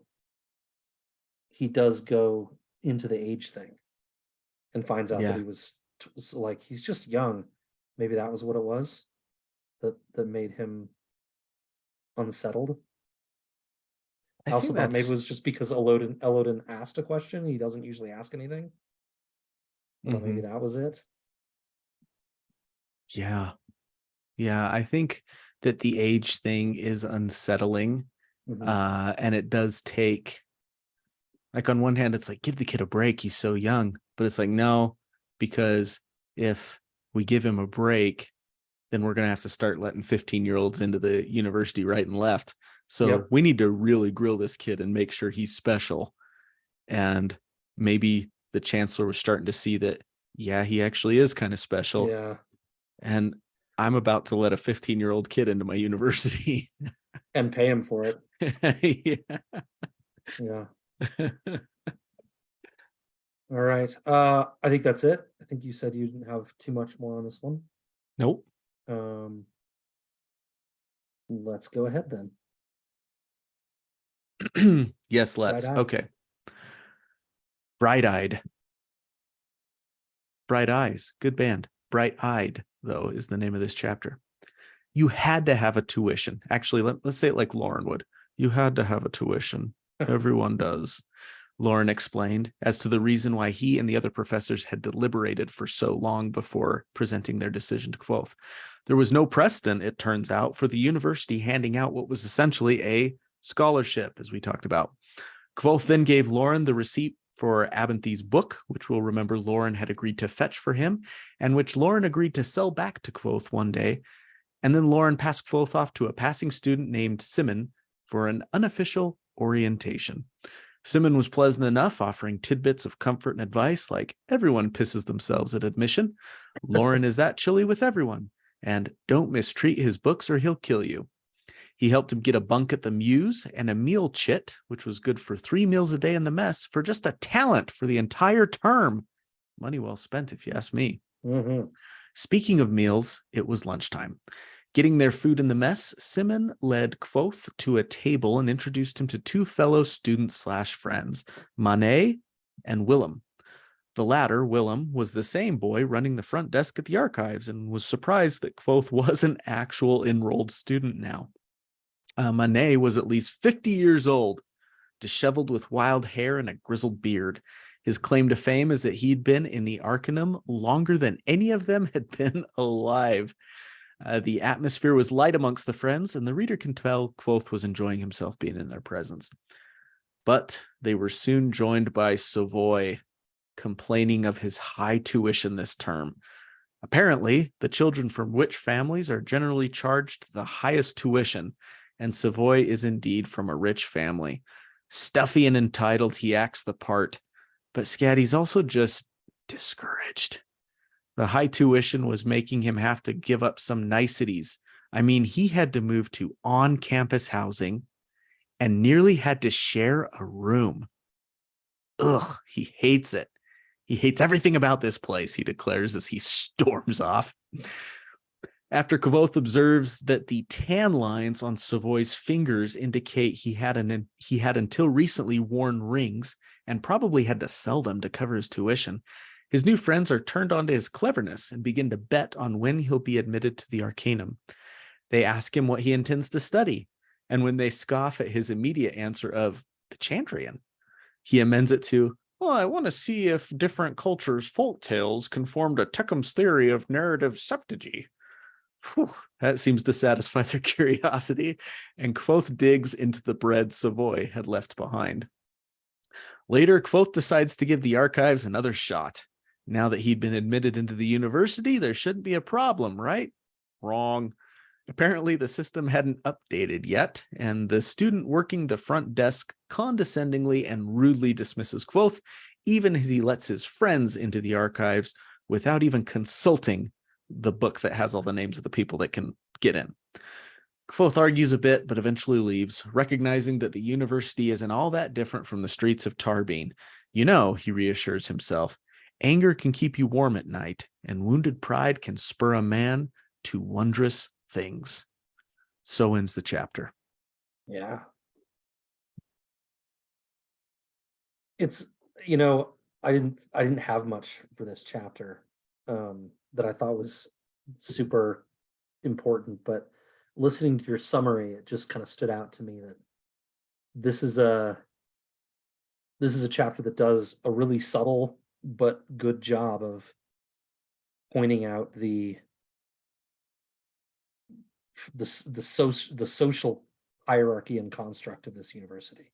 There's still, like you said at the very end, there's still mean people and nice people. There's still people that are going to run you down, like on the streets of Tarbean. But we've got rich people, they pay a lot for tuition. We got students that are old, we got students that are young. It kind of seems to run the gamut, but there's very much a social hierarchy to the whole thing. Savoy is complaining that he's got to, rent a room on campus. He had to dismiss his servant. Yeah. And then there are people like Kvothe who have, not a shim to their name, right? So it's it does a good job of kind of presenting that the social construct that you find at the university. So yeah, you're until right. I listened to your summary. Right. Yeah, this is I think the chapter where it hit me of how relatable, Patrick Rothfuss makes these books by giving us these glimpses. Anyone that's attended college for any amount of time can probably relate to at least a couple of the things going on in this chapter, right? Whether it was Simon introducing him around and talking about, getting your meal ticket. I had that my freshman year. I lived on campus housing, and I had my meal card that I got to flash down at the cafeteria every day for my first semester freshman year. And I'd get a warm meal. For someone who had to wonder where he was going to get his next meal every day just a week ago, just last week. Yes. If you think about Kvothe he didn't know when his next meal was going to be. Now all of a sudden he's got 3 a day guaranteed. Yeah. That's worth way more than a talent almost. And Savoy's leavings too. Yeah. He's not going to eat that bread. I'll take that. Savoy leaves it and says it's terrible, and he's like, he eats it. It was delicious. Yeah. And I'll take this. Which again kind of goes to show the differences of the people there. Yeah, absolutely. Right. So very relatable chapter. And I enjoyed reading it for that reason. I remember going and figuring out my room and going and getting my meal stuff and meeting new people and kind of feeling them out and getting an idea for who's going to be my friend, who can I hang out with, who do I need to stay away from, you know. Yeah, it was a lot of fun to read for me. Yeah, and we get a little bit of information about Simon as well. He's apparently also quote unquote noble, but even that isn't, it's not a binary thing. It's not noble or not noble. It's like, well, Savoy's way up here There's and Simon's noble-ish. down It's a here. spectrum. And it's the whole spectrum. Savoy says, my father's stables have a longer bloodline than Simmons and Simmons nobility. Okay, Dick. Yeah, fine, Dick. Like, don't eat. You can't sit with us. You can't sit with that. But yeah, I agree with the meal chit is a good deal. Feels like a no-brainer for someone like Kvothe. Oh yeah. And the room too. It's like, well, just pay the one thing and you've got it covered, and then you don't have to worry about it. It's like an all-inclusive. Yeah. Also seems like a sweet deal. Yeah, I mean, it's a great deal. Three meals a day. Goodness gracious. Yep. And so Mane is one of my favorite characters, because he just kind of doesn't seem to buy into any of the crap that everyone else buys into here. He's kind of like a career student, which we can relate to that too, right? Like, there are people at every university that like, they just kind of stay there forever. They continue to learn and they get grants and they keep studying and they do, they're just lifelong academics almost. And it feels like kind of that's Mane's path. I like him a lot, but he asks what he's going to study, and Kvothe doesn't think about it, just says Chandrian. But then he goes into Tekkem's narrative septuagy. And Tekkem is a philosopher and writer in this world. I read up on him on the wiki a little bit. He seems kind of like a merging of Plato and Aristotle a little bit. But septuagy, Matt, isn't really like a word. If you Google septuagy, all you get is Kingkiller Chronicle results, which is weird. Rough this out, just making up words. Yeah, well, so whenever something like that happens, you're like, okay, well, does that matter? What is that? We know from being Song of Ice and Fire hoodlums that sept can mean seven, right? The sept, the seven, it's the faith of the seven, and they have a sept where they worship. Sept can mean seven. Ag as a suffix usually seems to denote like something being eaten or consumed. I don't know if it means anything, but there are 7 Chandrian. Right. And so like the narrative septuagy, if he's telling stories about maybe the Chandrian being eaten, there's also septic means sewage. So like eating sewage, maybe. I don't know. It's interesting. I hope we get more about narrative septuagy. The 7 is what was what stuck out to me. Sept 7. And maybe if Tekkem had theorized that things happen in sevens in narratives or something like that, and if this was part of that. But the AG part makes it interesting because it's almost like an eating away of those 7. And it made me wonder about, I don't know, like or maybe like there's the hero's journey or whatever, right? That's like commonly taught in universities. Maybe this is like that version, right? That there's 7 stories, but they all devolve into one, or they all relate to each other, or I don't know. It's interesting. I hope we get more on it. I'm interested. Me too. Yeah. Me too. Good point. Okay. Ambrose, suffice to say, he's one of this chapter's or one of this episode's new enemies that I'm referring to. This guy is a dick. It's such an interesting literary thing that he just suddenly calls him Ambrose at some point. Oh, really? There's no like meeting of Ambrose. He doesn't say I'm Ambrose or No, anything. it's He just both slipping and saying the guy's name is oh, almost that's how it funny. comes across as he's telling the story.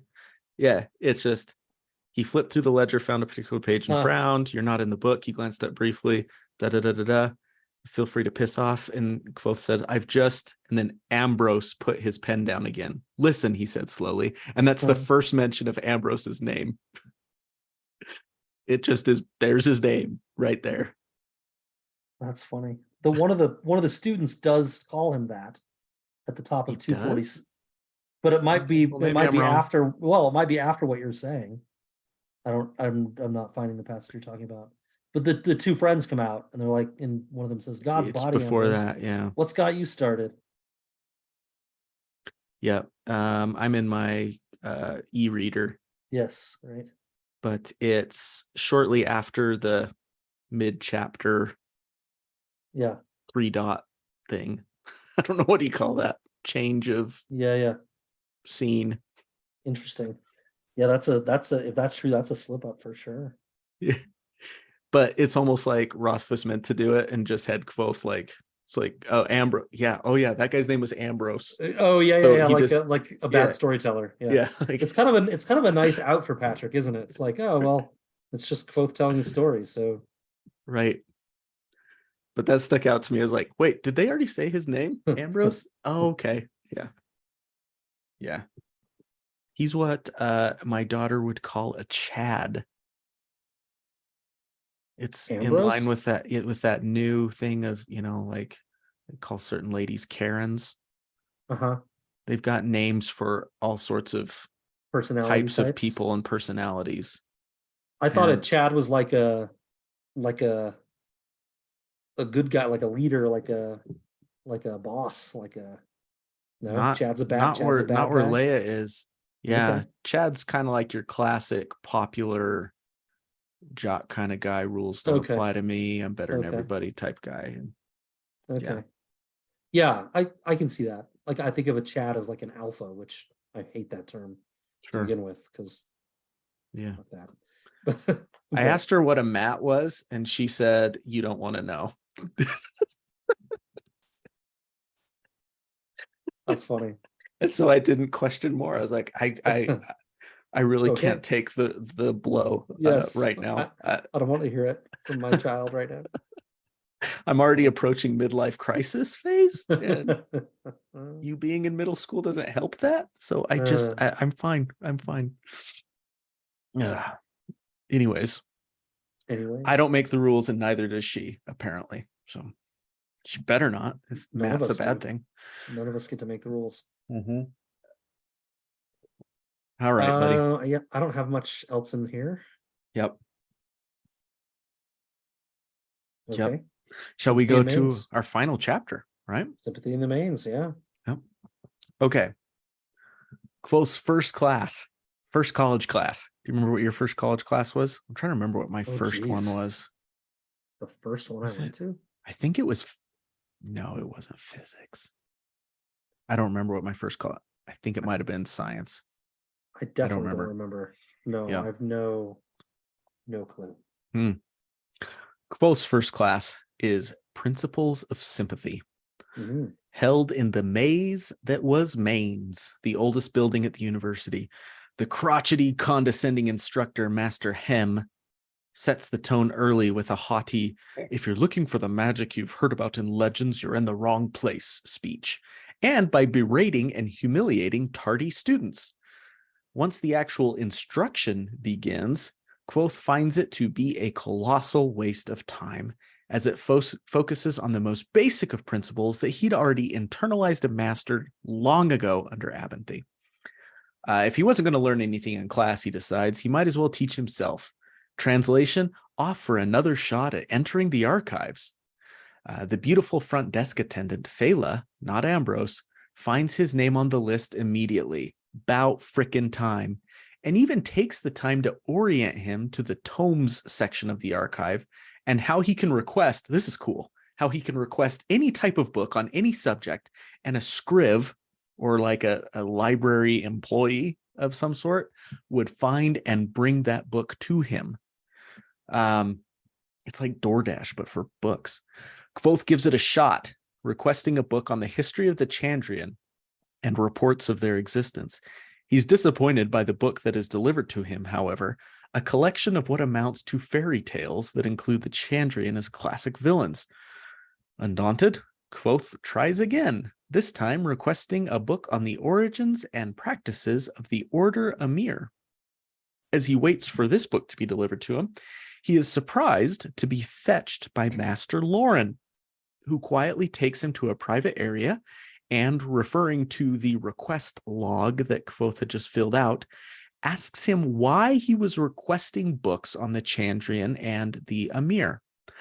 Tempted to spill his whole story to Lauren, but not tempted enough, Kvothe falsely confesses that it's purely out of curiosity. Lauren seems to have expected this response and proceeds to give him a "this is how we do things round here" talk. Kvothe is already younger than any other student here, Lauren dispassionately chides, and he will be judged based on that alone. I'm not accusing you of engaging in boyish fantasy, Lauren says. I'm advising you to avoid the appearance of boyish fancy. In short, don't make this harder on yourself than it's already going to be. The fact is not lost on Kvothe that he is standing in one of the cornerstones of civilization, as he calls it, talking to the master archivist of the university. And with that, his response is a meek, "I understand. Thank you, sir." And that's the end of the chapter. Yeah, like the last chapter gave us some insight into the university's social structure and hierarchy. This reminds us that universities are stuffy and elitist, Yeah. right? And about appearances and about perceptions. We start with mains, which is it seems just kind of like a whimsical fun story about this haunted weird building, but it's also a symbol a little bit. They could fix it. They could knock the walls down and like make it go straight and like put hallways in and make it not terrible for new termers. They want people to be confused and have to adapt and to lord it over people and laugh at them when they struggle. Right. The professors enjoy it. Just like Ambrose just did in the library. They want to knock people down a few pegs and gloat about how they get it and the newbies don't. Right? It's this elitist thing. And the library is the same way. Lauren is like, hey, your people are going to judge you for this. And you already got a taste of it from Manet, right? Right. You're going to get judged if you look at this kind of stuff. And it's funny because Lauren does say, I don't care. I respect curiosity, but then he crosses the book out and doesn't actually give it to him. So it feeds into some of my Lauren stuff. We'll get back to it, but this chapter is very interesting about what it tells us about the elitism and the appearances of this university. Right. It's stuffy and they're academics. They suck in a way. Where even Lauren plays that game. Like he's the master archivist, and instead of being like, we should change this and you should be free to do whatever you want to do, he's like, well, this is how it is. You're not getting this book. Yeah. Right. Yep. Which is like, he gives him like the very basics of the Amir. I mean, I think we know the that Wikipedia. Much. We know that much from what we've read so far. Yep. Like he doesn't give him a lot, and then crosses it out and doesn't let him learn more. It's like, I mean, you could just go get it for me, Lauren, and then nobody has to see anything about appearances. Yep. Just go get it for me. Unless he's trying to dissuade Kvothe from learning about particular topics. We'll get there. Yeah. I love that you call it like the DoorDash for books, except like it's the DoorDash that gets the order wrong. Like the food is cold and it's like not what you expected. And Yep. Yeah, it's interesting. He says that it's more books than he's ever seen in his life or whatever. But still, it's like disappointing because he can't just get access to whatever he wants. Mm-hmm. It's even when he's in, he's not in. Yeah. Yeah, it's like, okay, you've seen more books than you ever have in your whole life. How cool is this? Good luck. Like, Yeah. finding what you want to find. Yeah. Right. Our second villain, Hem. I say hem in my head, but it could be Hema, Hemi, Him. Heme. We've got him. This guy's a dick too. He sucks. Yeah. I mean, what he says to the girl is downright obnoxious. About closing the gates of hell. Yeah. Cross your legs. Would you please cross your legs? She does. Now that the gates of hell are closed, we can begin. Just awful.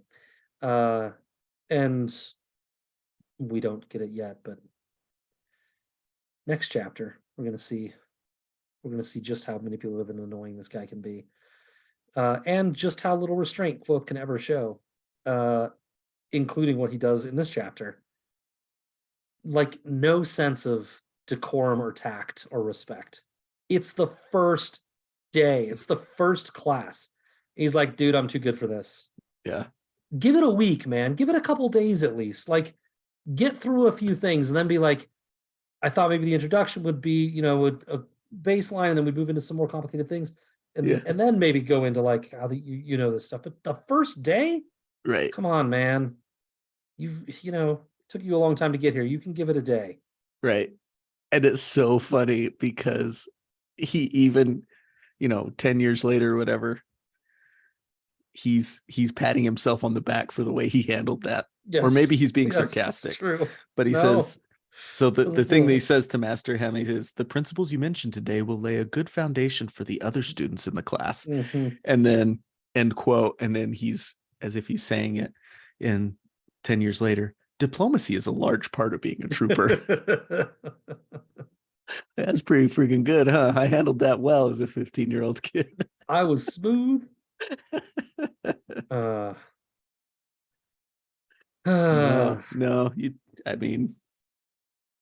know your audience, buddy. Yeah. He's also pretty sure that Phaela was into him, the way he talks about it. Yeah.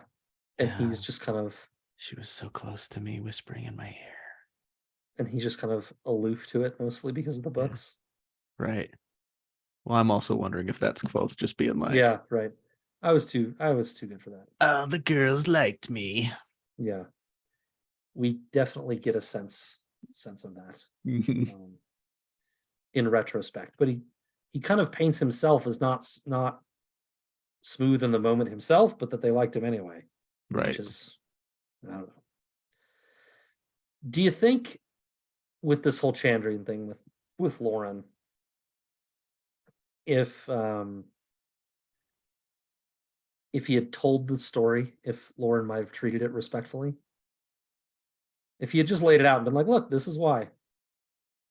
Because Lauren actually, like, he respects knowledge. He respects new information. If this is information he hasn't heard before, or it's unique information, not information a lot of people have, I wonder if it might ring for him. Remember, Abinthe used to talk about the people that had stories about shamblemen in the woods or whatever, and if 10 people tell you that story, you don't believe it because it's still shamblemen, but do you go into the woods? Like, no, you still don't go in because maybe there's bandits or bears or something in there. Like, Master Lauren, if he hears these kinds of things and has heard them before, he might recognize it as real, right? It's I just wrote this. I don't know if it sounds stupid, but dumb people believe conspiracies because they're dumb. Smart people dismiss them because they're smart. But knowledgeable people know them to be true because they have more information, right? Like, it might be that Lauren is just the kind of person that, like, if he brought this up with, he might get something out of it. No? I agree with you. I'm trying to articulate in my head why I agree with you. Lauren, he's very practical, and like you said, that knowledgeable portion of him allows him to step back and see a bigger picture. Oh, like, we need this book to prove that Kvothe is who was learned what he said he learned under this person. Well, I can get that. Yeah. He's able to step back and be practical and think practically.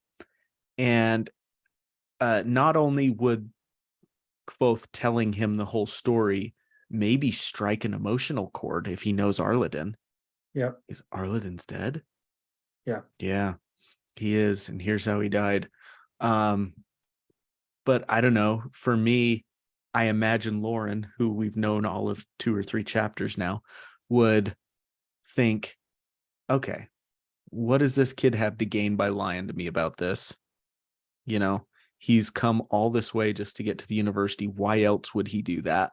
Like, he'd be able to think through those questions of, why would this be bullcrap? Is this kid crazy? Well, I don't think he's crazy, because look at the answers he gave us in the admissions test. He'd be able to, I feel like he'd be able to take those pieces and conclude that, yeah, I think he's probably telling the truth. Regardless of how Lauren would react, Kvothe isn't about to trust anybody right now. Yeah. And so that's what keeps him from saying something. But I tend to think, to answer your question, that Lauren would be able to take that seriously and maybe be an asset for Kvothe. I almost wonder if Lauren was testing him, because Lauren is the one that asked him the whole history of the Aturan Empire question, right? Why did the Aturan Empire fall? And he gave a good answer, a very complicated answer, which included information about the Amir falling and failing, right? It did. You're right. And so when he sees this request for information, he's like, why is he asking? His first answer is he's curious. Okay, let me give him the Wikipedia entry and let's see what he says about that, right? If I give him the Wikipedia entry and he gives me more information back, that's proof that I do need to step back and treat this a little differently. But if he just doesn't know anything, I can just give him the Wikipedia entry and that's enough.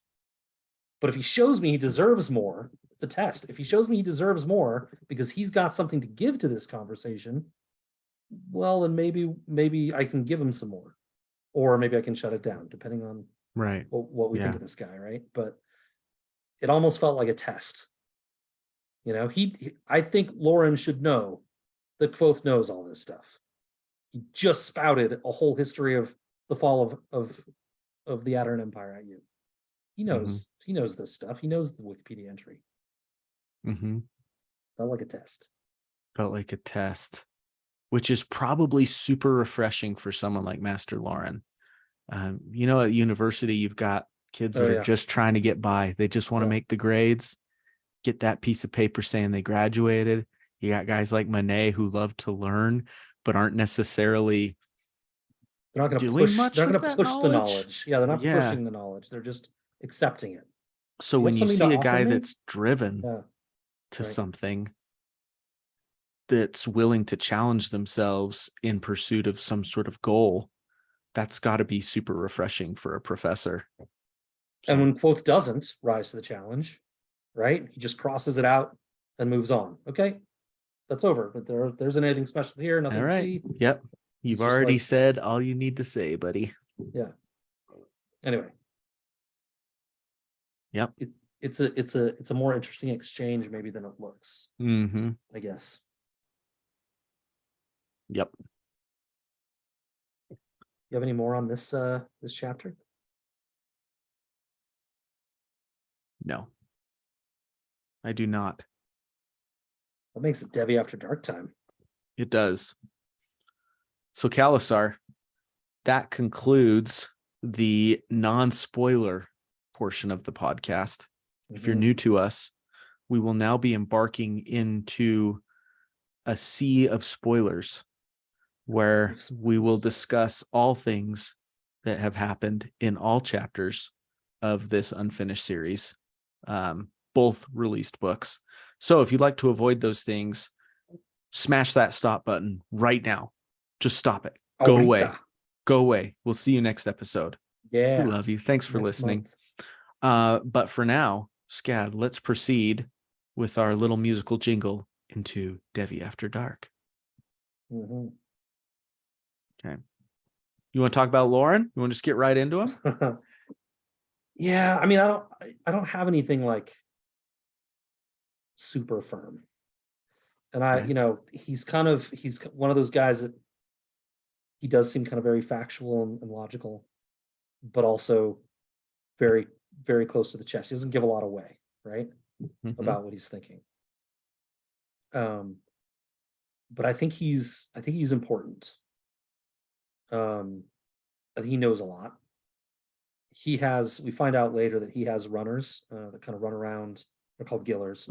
They run around the four corners of the world, getting books, collecting knowledge, bringing them back, and staying on the road and bringing him information and stuff. He's almost like a Varys in that way. A little bit, yeah. A Song of And Ice and Fire, for those of you who may be listening Yes. that don't dig A Song of Ice and Fire and are just here for the Kingkiller Chronicle. I wonder if we have any of those. I doubt it. I wonder. Hmm. Anyway, so Lauren's calling seems to be, maintaining the stories of the world, right? Gaining new knowledge, maintaining that knowledge, keeping it safe in the university, in the library, in the archives. The Chandrian are trying to remove They're themselves from doing the stories. opposite. Yeah. Uh-huh. The Amir have made themselves into legends and want the truth seemingly to kind of stay hidden if they're still around. Both implies, that maybe they're still functioning, right? If the Chandrian operate in the shadow, perhaps the Amir think they need to operate in the shadow as well.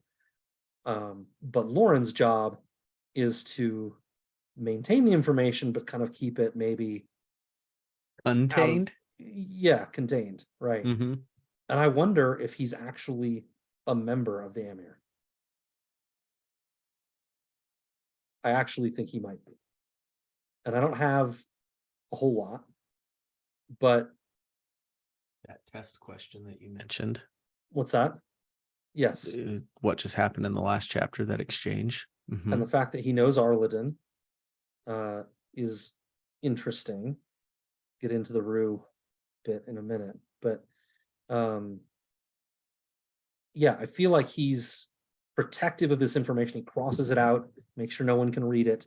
Doesn't want anyone really even thinking about it, right? To keep maybe himself and his people protected. Gives the Wikipedia entry, right? That's just like, yeah, they fizzled out because whatever, they were just judges. Very just, minimizes the heroic impact and just turns them into easily to forget kind of judges, and diminishes them in Quothe's mind, or tries to. And it feels like maybe he's not a member of the Amir. I kind of think he is. I feel like the Amir are still around. The Chandrians specifically say that they're afraid of. I think so. They mention because of that reason. Mm-hmm. They mention the Amir, they mention the angels, and they mention the singers and the Sith, right? Or I think 4 things that they mention that they're afraid of, right? That Haliak says, "I protect you from the Amir and the singers." Correct. Yep. Right. So I think they're still around, and it makes sense that they're kind of a secret order. I think too that there are a lot of people I think out there that think Scarpi is one of the Amir as well. He's like, well, I have people in high places that can take care of me, that can make sure I don't get in too much trouble. They're not going to kill me, right? Well, if they've got a sleeper agent, the Amir, inside the church at a high level, then right, he could be excused as well. So I think there are people in this world that are Amir that are kind of like the Chandrian, operating in the shadow to try to negate each other, right? For sure.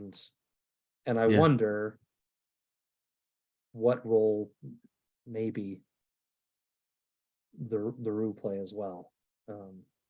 Anyway, that's all I have on Lauren. It's a lot of I thinks and not a lot of evidence. But I love that though. I definitely think the Amir's still around. I love the idea of Lauren being one of them.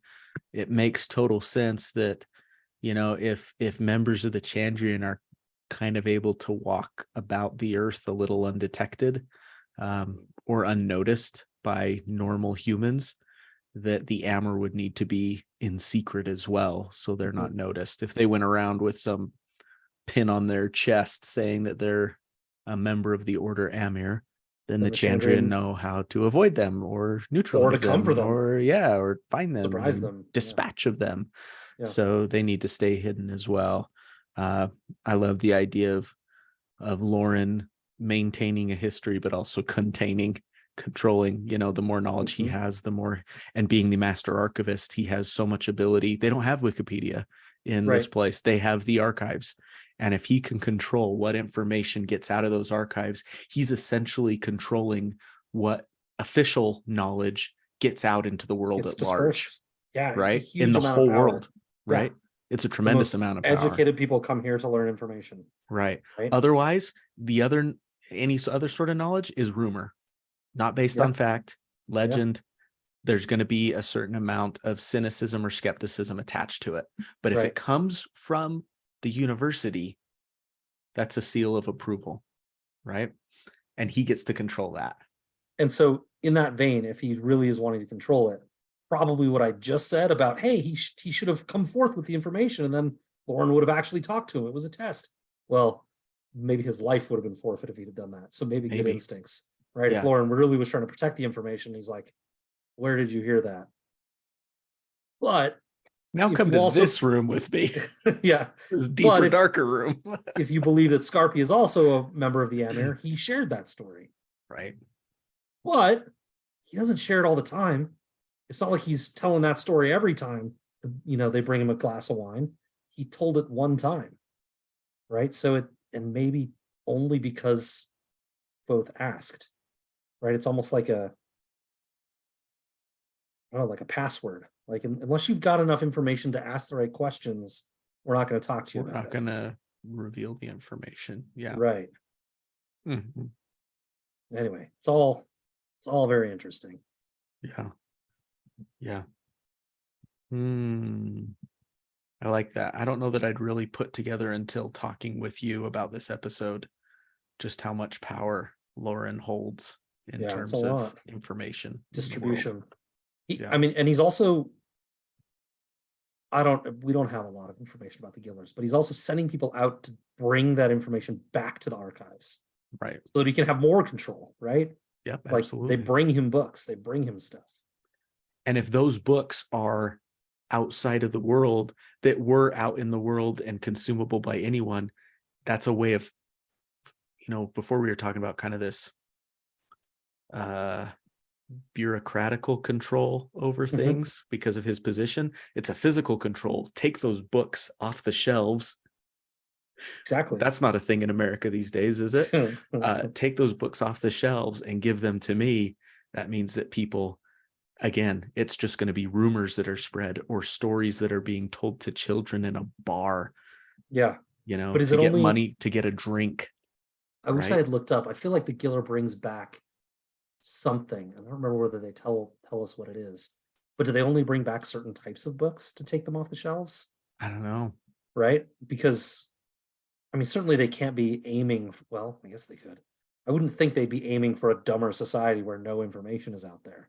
Sure. There might be some information they very much want to be brought back and controlled. Right. Interesting. Yeah, they don't strike me as this controlling state where they just want to, like the Maesters, build, like the Maesters, where they just want to build a civilization of just machines that do what they're told and you don't get that impression, but definitely want to maintain something. Seems like it. Feels like it. Right. Okay. What else you got, pal?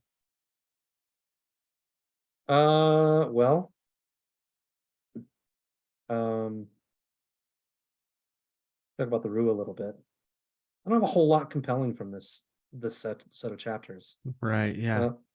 But do you remember in the the second story that we get from Scarpy before he gets arrested, and then we get like the very first beginning of it, and it's Aleph has come down and he's trying to basically create this group of angels. And Solito says, "Nah, dude, thanks. I'm gonna go do it my own way." And he created the Amir, right? Is the idea. And he has some followers, right? He has some followers. He has 7, and they call them the Ruach. Yes, Don't all know. those. All those people. So it says 7 of them join him, several don't, and the majority of them just go off into the world. Now it says that the Ruach are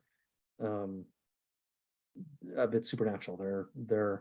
They've got powers and stuff. They're long lived, and they're not regular humans. But I wonder if that third larger group of Ruach that didn't join either organization, the Angels or the Amber, if maybe we're about to hear it. We're about to hear what becomes of them, and Scarpy's story gets interrupted, and he gets arrested. But I wonder if they became the Rue. Sure. And they became kind of almost like the Amber, traveling around, right? But that's what these people became. And over time they maybe they lost their powers. Maybe they never had them to begin with, and it's just a story. But the Rue do seem kind of, it is getting it from Kvothe's perspective, but they seem better than most people, like more educated, more more informed. One step ahead. I was telling you before we hit record, I'm feeling one step behind today. Yes. I feel like the Rue are kind of always kind of one step ahead of everybody, and they feel that way. Manipulative. I'm thinking of Arladin and how he was able to convince the mayor of the town, remember early on in the book, to let them perform there and everything. And he just played the guy like a fiddle. Yes. And yeah, maybe they don't live as long a life. I wonder if maybe they, the early Rue started intermarrying with normal folk like us, and watering down the little gene pool to where they're still, maybe they're not living 200 years or however long they used to live, but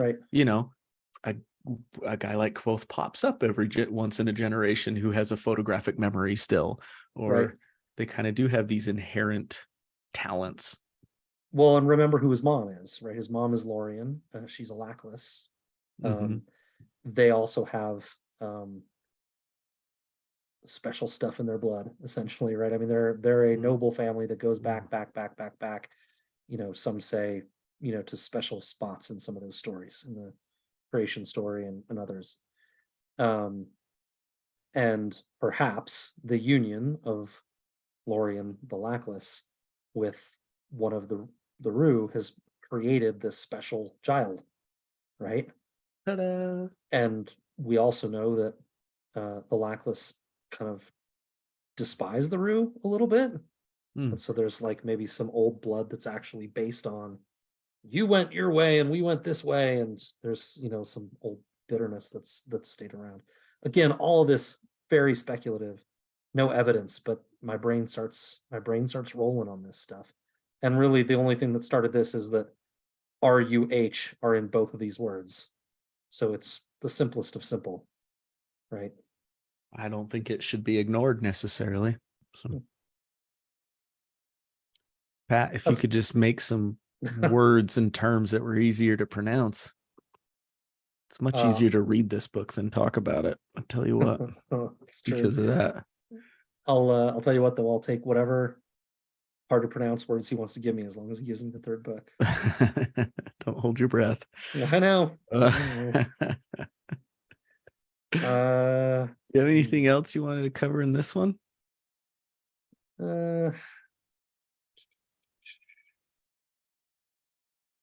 No, I had some stuff on Techem, but I think we can cover it later. Nice stuff about Ajax, is that? Yeah. No, I think that'll keep. Okay. Yeah. Yeah, let's leave it there.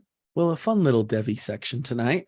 Yeah. A couple interesting thoughts at least. Just hit you with a couple things to chew on till next month. right? Yeah, for sure. Yeah, and I'm excited to dive into the next section Me too. after I get my new Jedi Order stuff back on track. Get to it, buddy. Get to it. I need Yeah. to catch up. I'm a little behind. But I'm going camping this weekend, so hopefully I'll Enjoy get to do that. some of that. Enjoy that. Who am I kidding? I'm not going to be able to read. But it'll be fun regardless. I hope you Okay. find some time. Shall we sign off, my friend? Let's sign off. Let's do it. Okay, this was Kvothe's experience with that loot reminded me of one of my favorite quotes by Bob Marley. So I'll sign off with that quick hit tonight. Matt signing off saying, one good thing about music, when it hits you, you feel no pain. Somewhat opposed to the theme of my quote, which is one that you read in one of your summaries, and one that hit me, and I'm like, I feel like that's maybe most of my motivation in the world. This is my life. Anger can keep you warm at night, and wounded pride can spur a man to wondrous things. And I haven't done too many wondrous things, but anger certainly keeps me warm at night. And with that, I say goodbye. Whatever Thanks does everyone it. for listening. Yep. Thanks, everybody. Good time, Sked. Yep. All Bye. right. Bye.